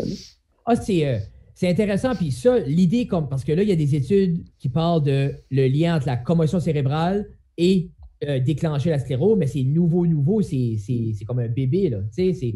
Ben, la commotion, c'est nouveau aussi, là. Tu sais, ça fait pas... Non, mais c'est... So. Mais... on a-tu une autre question? Oui, j'ai une autre question. Yes. Ça a l'air très spécifique, là, c'est aussi... c'est Pierre-Luc, hein? C'est ça? Lui parler des Blue Zones et comment notre mode de vie affecte notre vieillissement. Les Blue Zones? Aucune idée. I don't know what a Blue Zone is. Quelqu'un peut me googler Blue Zone? Je vais googler Blue Zone. Blue Zone. Mais en attendant, comment tu crois que notre style de vie qu'on a affecte le vieillissement? Blue Zone. Ah, OK, c'est Wikipédia. People that live longer than average. OK, c'est ça. Néolégiste créé pour identifier, c'est ça. OK. By the way, en 2011, il y avait 5825 centenaires et plus au Canada. Mais 110 ans. 110 ans. OK, 5000, ans, je sais. OK, 110 ans. Mais 110 ans, je pense qu'il n'y a pas de temps que ça. Je pense C'est-tu parce que 100 ans, c'est plus tant un big deal que ça?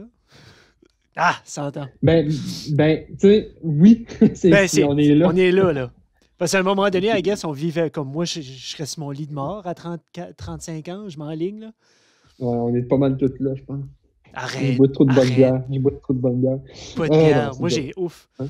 Moi, là, Mathieu, depuis l'université, je peux plus sentir du Bacardi. Du rhum blanc, là, je peux plus. Tu bois ça à tous les jours. Je fais ça partout, man. J'étais là, man.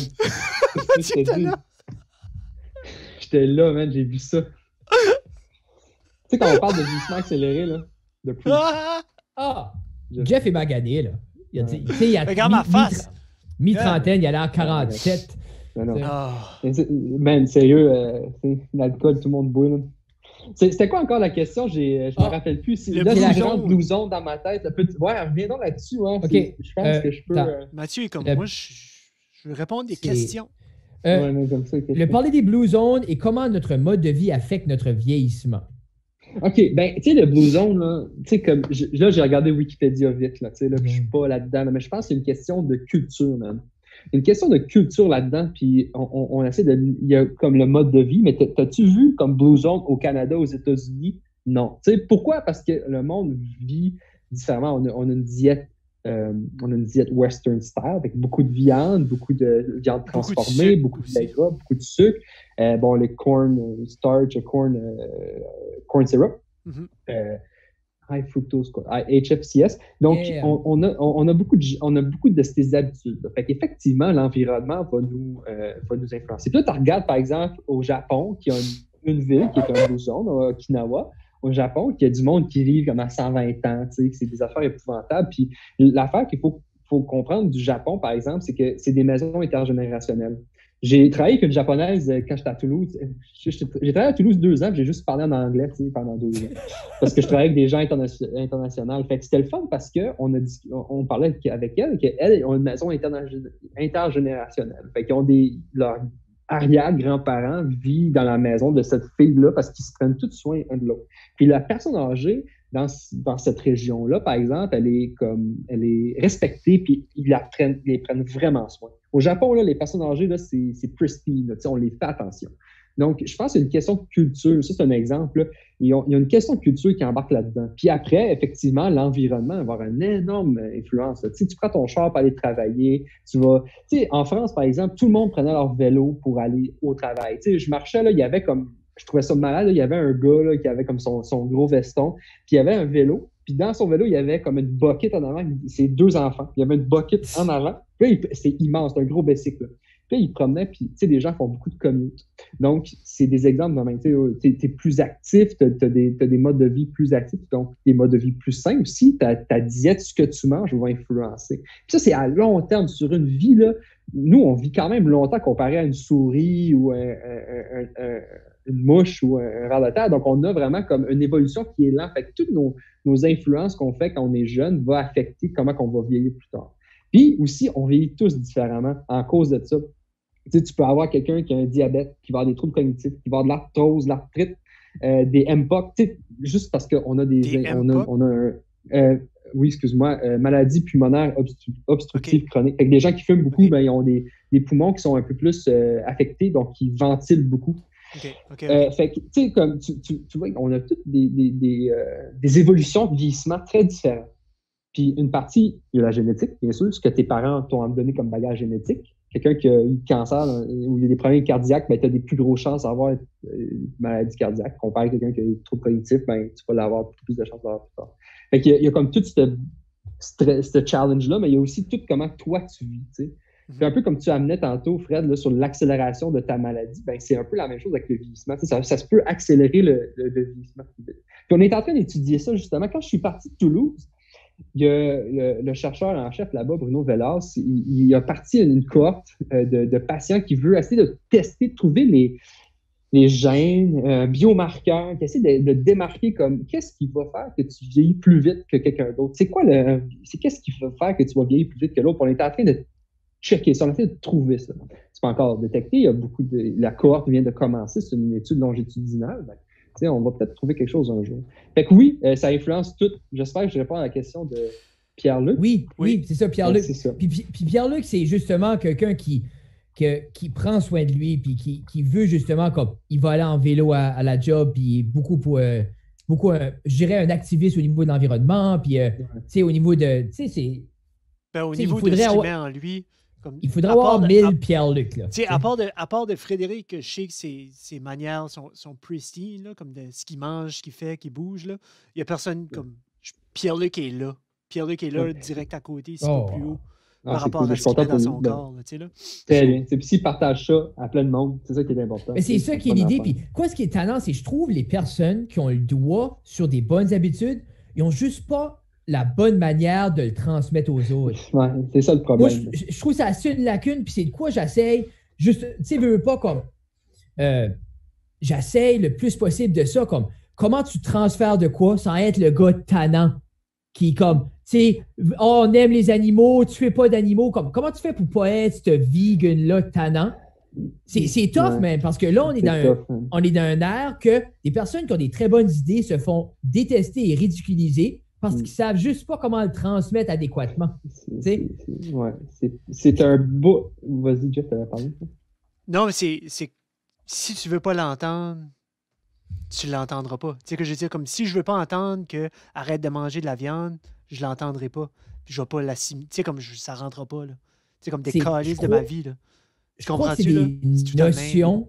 c'est des notions qui doivent se partager une personne à la fois. Je crois que c'est la seule manière de gagner ça. C'est un débat, puis c'est très délicat. Hein? C'est comme la politique. Hein? Si tu veux, c'est la même chose. Rendu là pour de vrai. Puis comment je pourrais expliquer ça? En fait, aujourd'hui, comme tu l'as dit, dans nos temps, nous, on est capable de reach out plus facilement à des gens qu'avant. T'sais, avant, tu avais juste le journal, tu avais des magazines. Dans ce temps, tu as les internets, Instagram, tu as Twitter, tu peux te faire une personnalité, man, puis commencer à vendre ta salade. Puis souvent, il y a aussi le côté lucratif des choses. C'est payant pour toi d'être connu. Quand tu as comme 30 000 followers, ben, tu as un revenu, tu fais des vidéos YouTube, check, je mange. Tu peux mettre un site web dans tes posts.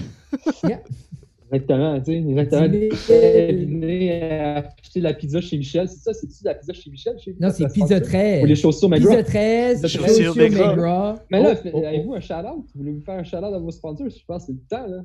Mais on les tag. On les tag tout le temps, là, mais comme habituellement, on va enregistrer après, puis Jeff va le mettre à quelque part d'autre. On n'aime pas tanner notre invité avec ça. Ah, ok, écoute, je suis rendu un gars de podcast à cette heure, fait que je l'écoute tellement et je suis habitué, fait que ça me dérange. Mais au niveau de la balado-diffusion, qu'est-ce que tu écoutes? Qu'est-ce qui est ton top 3 de podcast? Vous savez? Oui. Mon premier, c'est True Crime. OK, True Crime. Oui. True Crime. True Crime podcast, Gaming podcast, et l'autre, ça va être plus comme History. En fait, là, je l'écoute un sur Apollo 13, comment que... Apollo 11, mais aussi Apollo 13, fait que c'est comme plus histoire. Fait que c'est mon top 3. Connais-tu Hardcore History avec Dan Carlin? Non. Oh, oui, mais je ne l'ai pas écouté. Moi, là, c'est 12 parties, puis il parle de la Première Guerre mondiale. Je me suis délecté. Il y a assez, comme, on dirait, il y a assez bon orateur, puis la manière, puis comme... Ah oui? OK. Pour vrai, là, comme... Moi, j'ai tout le temps aimé, puis surtout, comme, là, je pense, c'est quoi? C'est Recipe for Armageddon. Oui. Il y a 12 parties. C'est par rapport à la Première Guerre. C'est bon parce qu'il démontre...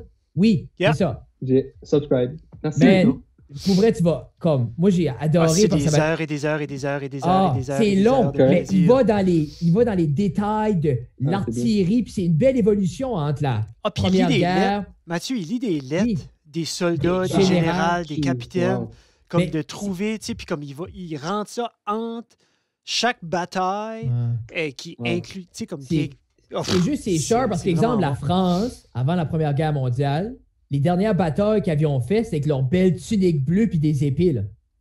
Ça, c'est toute cette... Comme de 1914 à 1915, là, ça passe de l'épée à les bombes, là. C'est c'est fou, là. C'est intéressant. Tu vas aimer ça. OK, merci beaucoup. Je vais checker ça. Ça vaut la peine. Je pense que c'est ça. C'est Recipe for Armageddon, lui de la Première Guerre. Jeff? Regardez ça. Quelque chose for Armageddon, là. Hey, tant qu'on est rendu? Moi, Matt, t'as une minute. Tu veux aller pisser? Tu peux aller pisser. C'est que moi, je voulais poser une question par rapport au gaming. Parce que là, tu as dit gaming podcast. Là. Oui. Comme, toi, Matt, là, t'étais un de ceux qui avait payé le double du prix pour le PS3 quand ça a sorti à l'Uni. Comme, 900$, man. Ah, je sais. I know! C'était cher, man. C'était cher en Christ. C'était cave, man. Y a-tu fryé puis fallait t'en commander un autre? Ouais. C'est ça. C'est une mystique d'histoire, man. Oui. J'avais payé 900$ sur eBay pour cette PS3-là. Je l'ai plugué, j'ai commencé à jouer à Resistance, je pense, 2 heures, puis il a sauté. Comme le Red Lights of Death, mais du PS4, du PS3. Mais comme. Puis là, j'ai contacté le gars, j'ai dit, dude, man, tu m'as vendu une affaire. Puis il dit, non, tu sais, il était comme legit sealé, là. Sealé, puis tout, là. Puis, ouais. Fait que oui, ben, c'est ça. Là, je l'ai comme. J'avais appelé Sony, puis il m'avait comme arrangé un shipping, là. Fait que ça a été comme. Ben, comme c'est toi qui m'avais diffusé au Pro Later. Oui, c'est moi qui t'ai amené. Oui, c'est ça. Oui, c'était moi qui t'avais amené.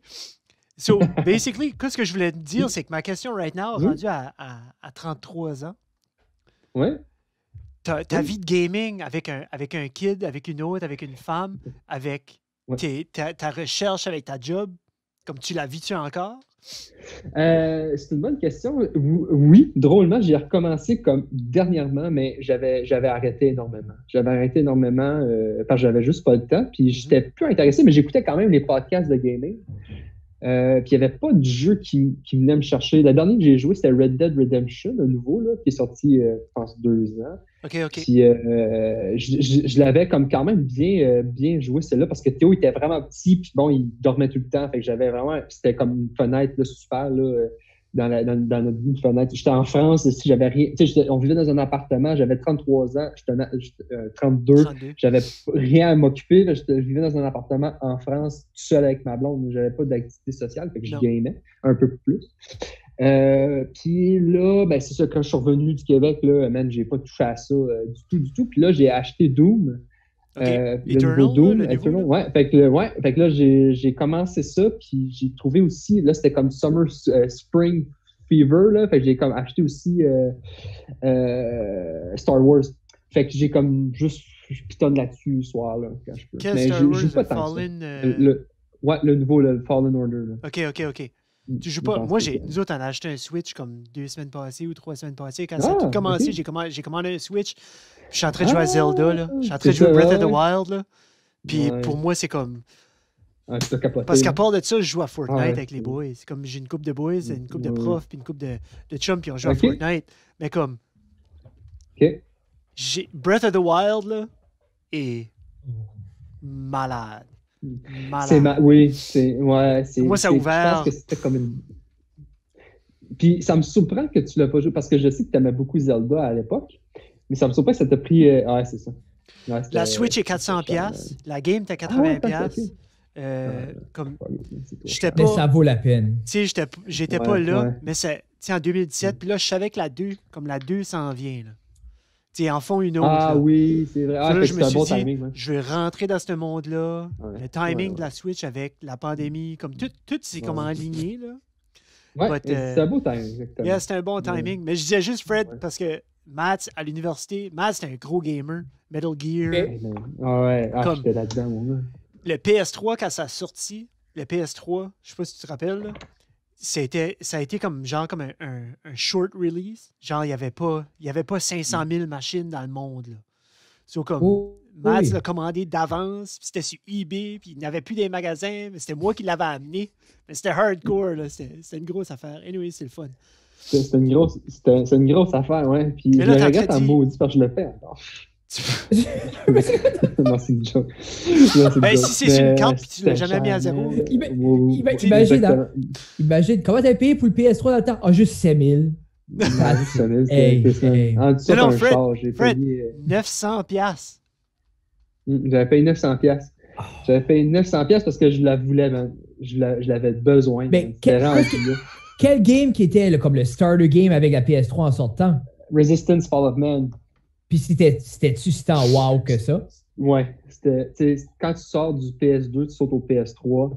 First person avec des aliens, tu débarques. T'es comme, oh my god, c'est quoi ça? C'était quand même revolutionary. C'était quand même impressionnant. Les jeunes aujourd'hui sont comme choyés parce qu'ils n'ont pas vu. Tu sais, pas nous autres, comme. Tu sais, moi j'ai commencé avec le NES. On a été là, peu par petit peu. Je me rappelle quand Mario 64 a sorti, on était comme, quoi ce qui est ça? C'est comme, c'était... Moi, je dis, c'est pas les gens qui sont choyés, c'est nous qui sont choyés parce qu'on a vu cette évolution-là. Puis on l'apprécie plus. Je pense que les jeunes sont juste comme, man, je sais pas quoi faire. T'sais, nous, on a joué avec Mario, pas Pong, mais Mario, moi, là, je pense que quand je suis arrivé en France, j'ai acheté une Super Nintendo parce que, puis je pense que je l'avais envoyé, Jeff, une photo. J'ai commencé à jouer, j'ai joué peut-être 10 fois, là, mais j'avais acheté NHL 94. Ben oui, man, parce qu'on a cette. C'est une nostalgie. Nostalgie, c'est ça. Fait qu'on a encore ça, puis c'est ça, je trouve cool parce qu'on a vu ce monde-là, puis je pense qu'on l'apprécie plus. Mais en tout cas, ils sont choyés, effectivement. Là. Non, mais t'as 100% raison, puis je pense exactement comme toi, peut-être je vais mal l'exprimer, là, mais c'est exactement ça. Je trouve qu'on est juste au beau point, parce que on a vu assez avant pour être comme wow, mais on a vu assez justement pour pas être comme désuet. Parce que moi, la technologie me overwhelme pas, là. Tu sais, comme quand on a eu ces téléphones-là, j'étais pas comme « Oh, je suis un magicien », là. Tu sais, j'étais comme « Ben oui, c'est l'évolution. » Parce qu'on a grandi dans l'évolution.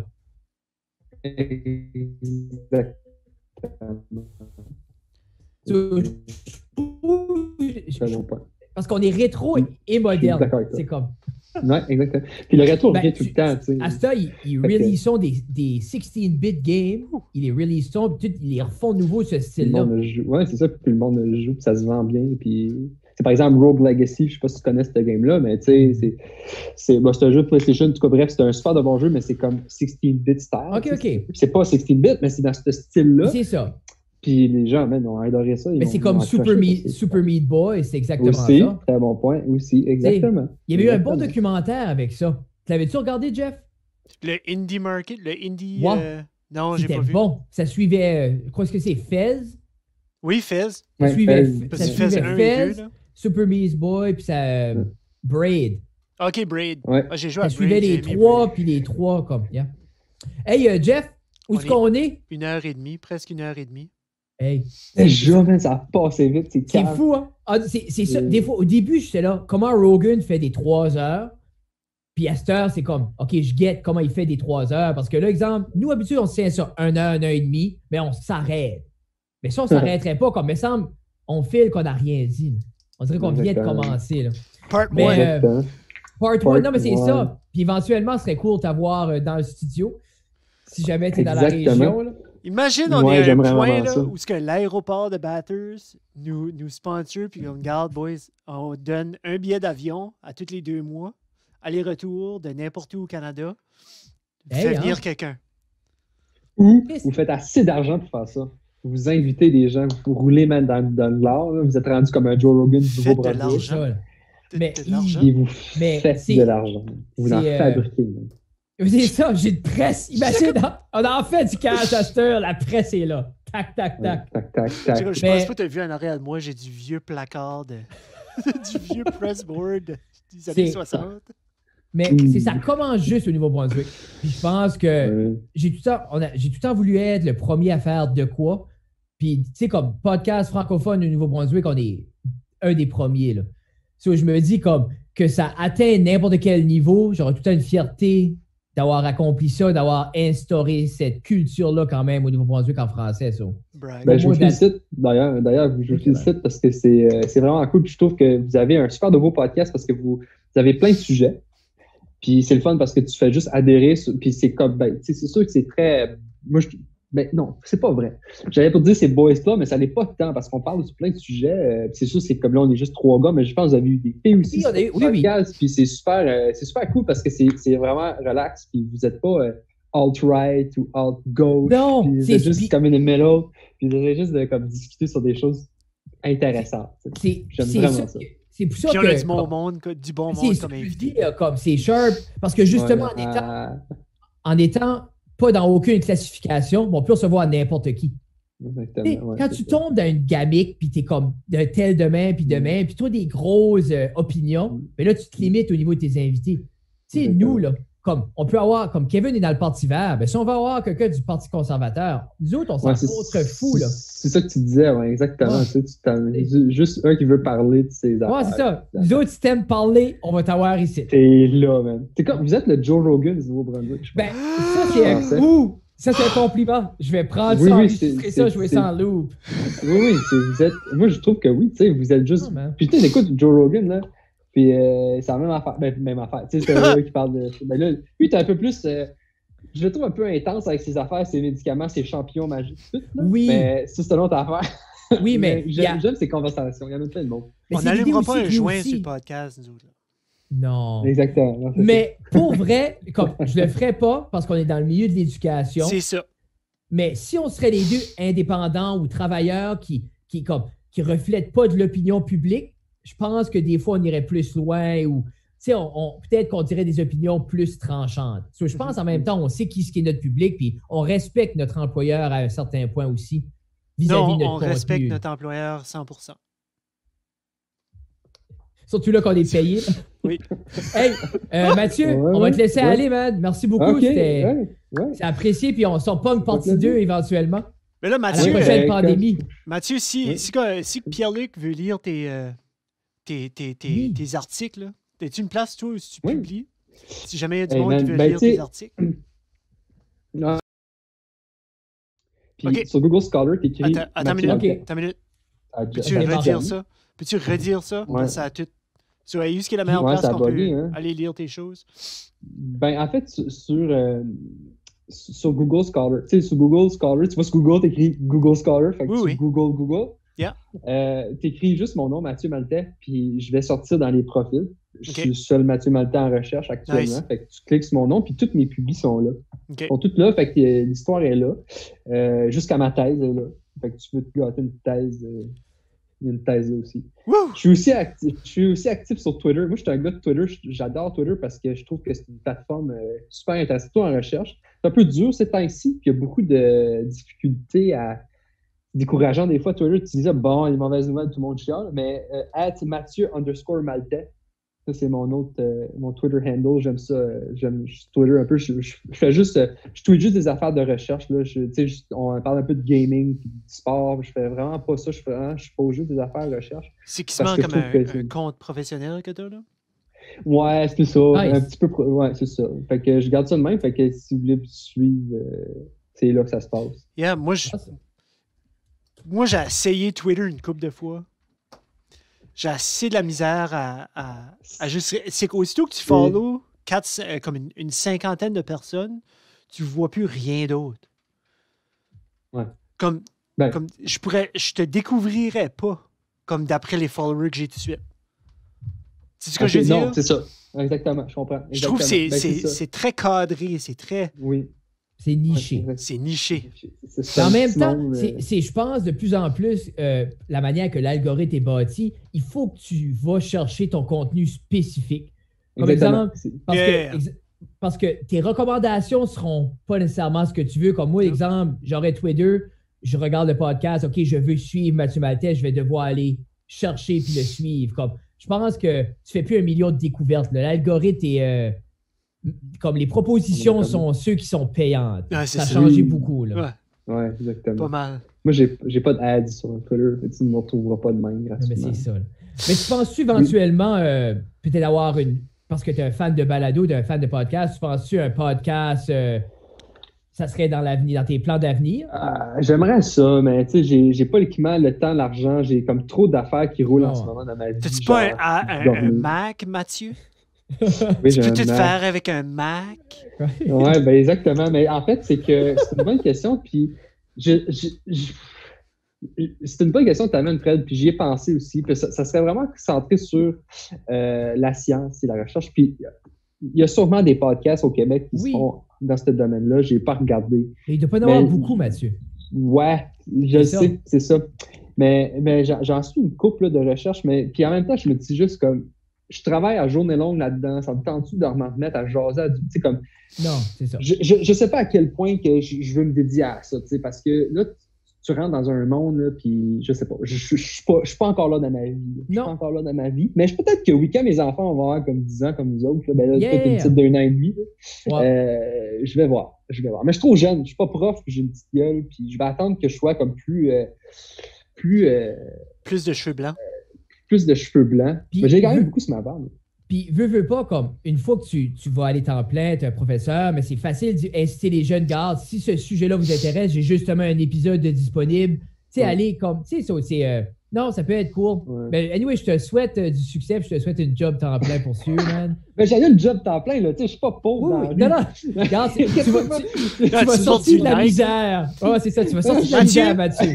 Mathieu, une question pour finir. Il y a un GoFundMe. T'as combien de paires d'espadrilles right now? Oh. Hey man, je dois en avoir comme... une douzaine.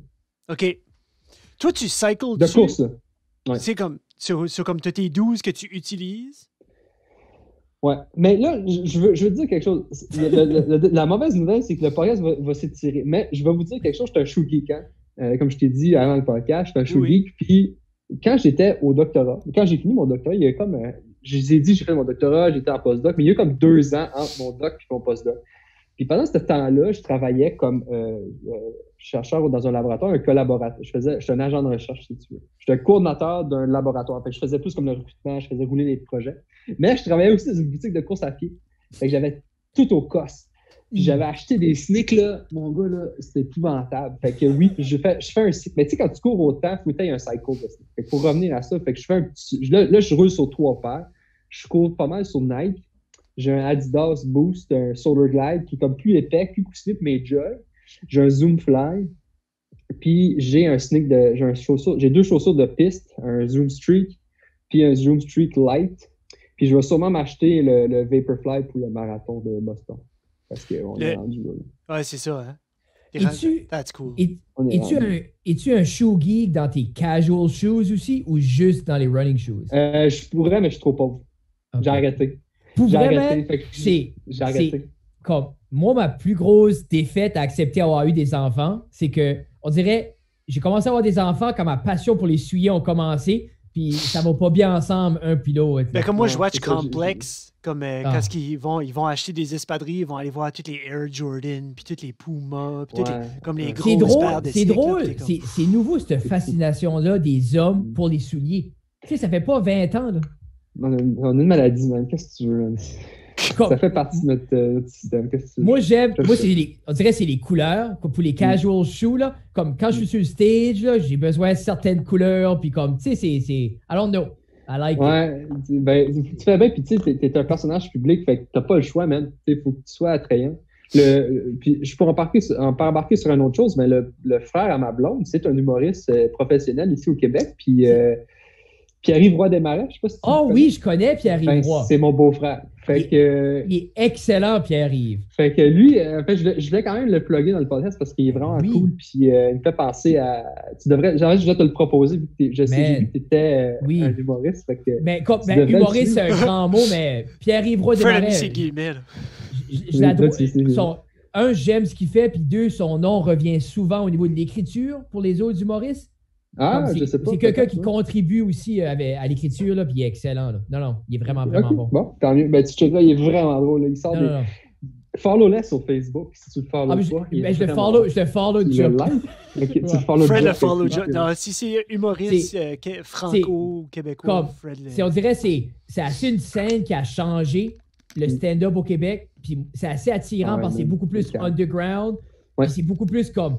Je sais pas, ça fait sembler à où ce qu'on s'en va au Nouveau-Brunswick, que c'est plus out of reach. C'est comme, exemple, P.B. Rivard, c'est un humoriste québécois, mais comme, c'est pas out of reach, il parlait, puis il vient ici. Il est venu faire une tournée, il est venu. So, tu sais, c'est comme, c'est attrayant, c'est le fun en tant que geek aussi d'humour, de pouvoir comme, non, c'est sharp. I like it. C'est un beau monde. C'est un beau monde. Moi, j'aime ça. Hey, ben, regarde, on va y aller parce que là, on va parler 4 heures. J'ai trop de choses à dire. C'est ça. Ben, on devrait faire partie 2, oui. Oui, ceci, c'était part 1. Promis, il va y avoir un part 2, si pas un part 3. Ça a été un super, super duper plaisir de jaser. C'est un privilège, man. Ah, j'aime ça au bout. Toi, Fred, c'est correct? Oui, j'adorais ça pour vrai, Mathieu. C'est un plaisir de te rencontrer, man. À la prochaine, pour sûr. J'ai hâte. Vraiment. La prochaine fois, on s'assoit là, puis on boit de la bière, puis on jase plus longtemps, puis on dira de niaiser. Mais c'est ça. J'ai pour sûr. All right. Good. Mathieu, je te kick out. Oui. Plein d'amour. Yes. À la prochaine. Salut la famille. Bye bye. Salut la famille à vous autres. Salut Aaron. Salut là. Bye. Salut là. Bye bye. Salut. Remove. Là, c'est le bout awkward. Là. Ah! Man! C'était awesome. C'était bon? Tu parles d'un gars cool à parler avec. Oh, man! Yeah. Comme. Puis pour vrai, je trouve qu'il fitait bien. Minute. Mais comme. Tu trouves qu'il fitait bien, que tu dis? Je trouve qu'il fitait bien parce que, autant que, oui, tu sais, Chris, le gars écrit des documents et tout ça, mais ça touchait beaucoup de sujets qu'on aime. Oui. Ça, c'était comme fluide. C'est très relevant, là. Puis lui ajoutait de la crédibilité beaucoup à ça. C'est toujours le fun. J'ai aimé ça. Good. Non, moi aussi. C'était un beau podcast. Ben, sur ce, Frédéric, on va remercier. Hey, c'était awesome. Je vais je vais ajouter le PhD, c'est gros P. Petit H, gros D. Ben, où est-ce qu'il y a un point? Faudrait-tu Google ça, là? C'est P.H, gros D. Oui, FYI, je record encore parce qu'on fait les sponsors. Oui, alors Jeff, grâce à qui on peut avoir cette super balado sur Zoom? Backcountry Sledder Apparel. Vous pouvez aller en ligne, backcountrysledderstore.ca ou .com. Search ça. Encourager local. Oui. Puis il fait encore des commandes. Oui, il fait encore des commandes. Puis vêtements de qualité. Là, l'été arrive. Sûrement qu'il va y avoir de quoi. Ben, c'est hoodie season tout de suite. Là. Comme, oui. Moi, c'est mes hoodies. Ces hoodies sont awesome. Les nouveaux hoodies, je les adore. Yeah. Je reviens toujours au plus vieux. Je reviens tout le temps comme à... Ouais. Comme c'est noir. Mais c'est vrai, je portais l'OG hier, j'ai mon rouge, là. Yeah. Mais t'as raison. Chaussures Orthez Maigrat. Merci beaucoup. Oui. Je parlais à Jérémy cette semaine et j'ai vraiment, vraiment hâte de comme. C'est comme, j'ai fait des heavy comme single leg deadlift l'autre jour. Comme, un bon sport, hein? J'ai comme réussi à mettre comme 60 livres sur une dumbbell, là. Nice. So, là, je faisais comme single leg, puis j'essayais de trouver une manière, mais j'ai hâte de vraiment aller puis cleaner puis faire des vrais deadlifts. Comme j'ai hâte de faire un beau workout comme moi, comme box jump and everything. Je pense que c'est la minimus soul. Comme vraiment, je pense que c'est Moi, je sais que c'est au niveau du talon, ce support-là est awesome. Yep. Le soulier feel great. Moi, j'ai un pied un peu plus large. Anyway, pour tous vos besoins, vous pouvez c'est la première fois que quelqu'un me size un soulier adéquatement. Yep. Juste ça, moi, vaut le prix, vaut n'importe quoi. Le fait que le gars dit peut-être t'es un 9, peut-être un 9.5, ou t'es-tu un I, un D, un E comme garde. Whatever les lettres, là. Je sais pas. C'est awesome. Faut vraiment, là, puis c'est fantastique, c'est au service comme personne d'autre. Chaussures Orthez Maigra, vous pouvez aller online, ils ont leur site, Chaussures Maigra. Pour faire des commandes, il y avait une spéciale, mais je sais pas si ça va durer encore. Là. Non, le jeudi. Pizza 13.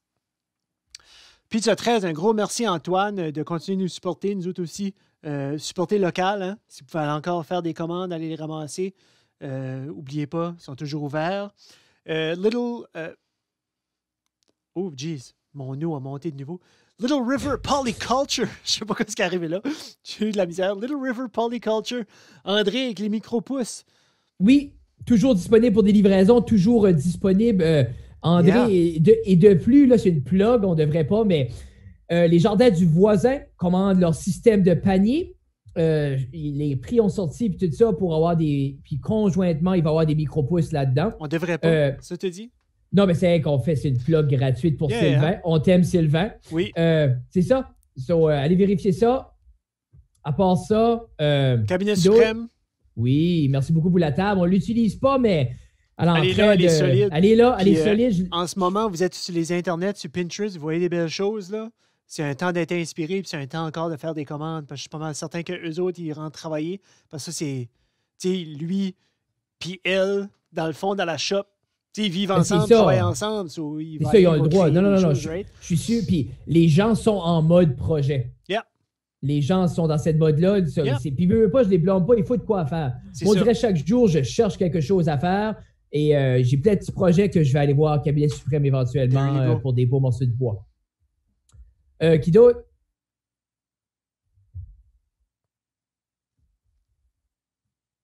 MKG. MKG Labs. Oh, je pensais que tu étais gelé. Non, je n'étais pas gelé. Merci beaucoup, boys. MKG Labs, oui. MKG Labs. Et merci beaucoup. Et la plupart de nos posts, qui est des posts traditionnels, c'est grâce à MGK Lab. C'est la plume de Samuel. C'est pas... C'est MGK. MKG. C'est toi qui viens de dire MGK. Nope. Tu m'as mêlé. MKG. MKG. Merci beaucoup aux boys. On vous aime beaucoup. Puis je crois qu'eux aussi, ça roule pour tous vos besoins de publication au niveau des médias sociaux.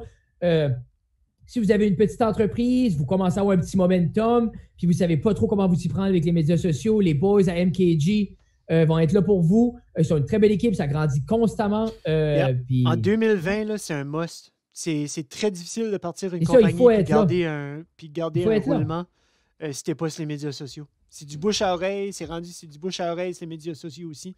Puis c'est l'idée, Jeff, c'est le nouveau bouche à oreille. Yep. Taguer quelqu'un, taguer quelqu'un d'un story, c'est le bouche à oreille moderne. C'est ça. Puis regarde, même si on retourne aux racines après la pandémie, puis on retourne à plus s'appeler tout ça, les médias sociaux vont toujours rester là. Yep. OK? C'est là pour rester, profitez-en. C'est un outil qui est gratuit. C'est un outil qui est là. Vous pouvez vous builder un beau momentum. Oui. Vous pouvez avoir... Mais MKG Lab, c'est pas gratuit, là. Non, mais l'outil comme... Oui, non, oui. c'est pas... Mais c'est des fois... Je pense que les gens... C'est pas tout le monde juste m'assurer que le message avait non, c'est ça. MGK Lab, vous devez payer pour leur service, en effet. C'est ça. Mais c'est ça, on aime beaucoup les boys, puis on espère continuer à travailler avec les autres vraiment, vraiment longtemps. Oui. Puis sur ce, merci beaucoup d'avoir écouté épisode 102 avec Mathieu Maltais, PhD. Puis je l'ai ajouté, je l'upload là. Right on. All right, Fred, je pense qu'on est bon. Beaucoup. On se pogne peut-être comme... Attends une minute, je vais fermer le recording. Là. Oh, OK, attends un peu. OK, ça. bye. Bye.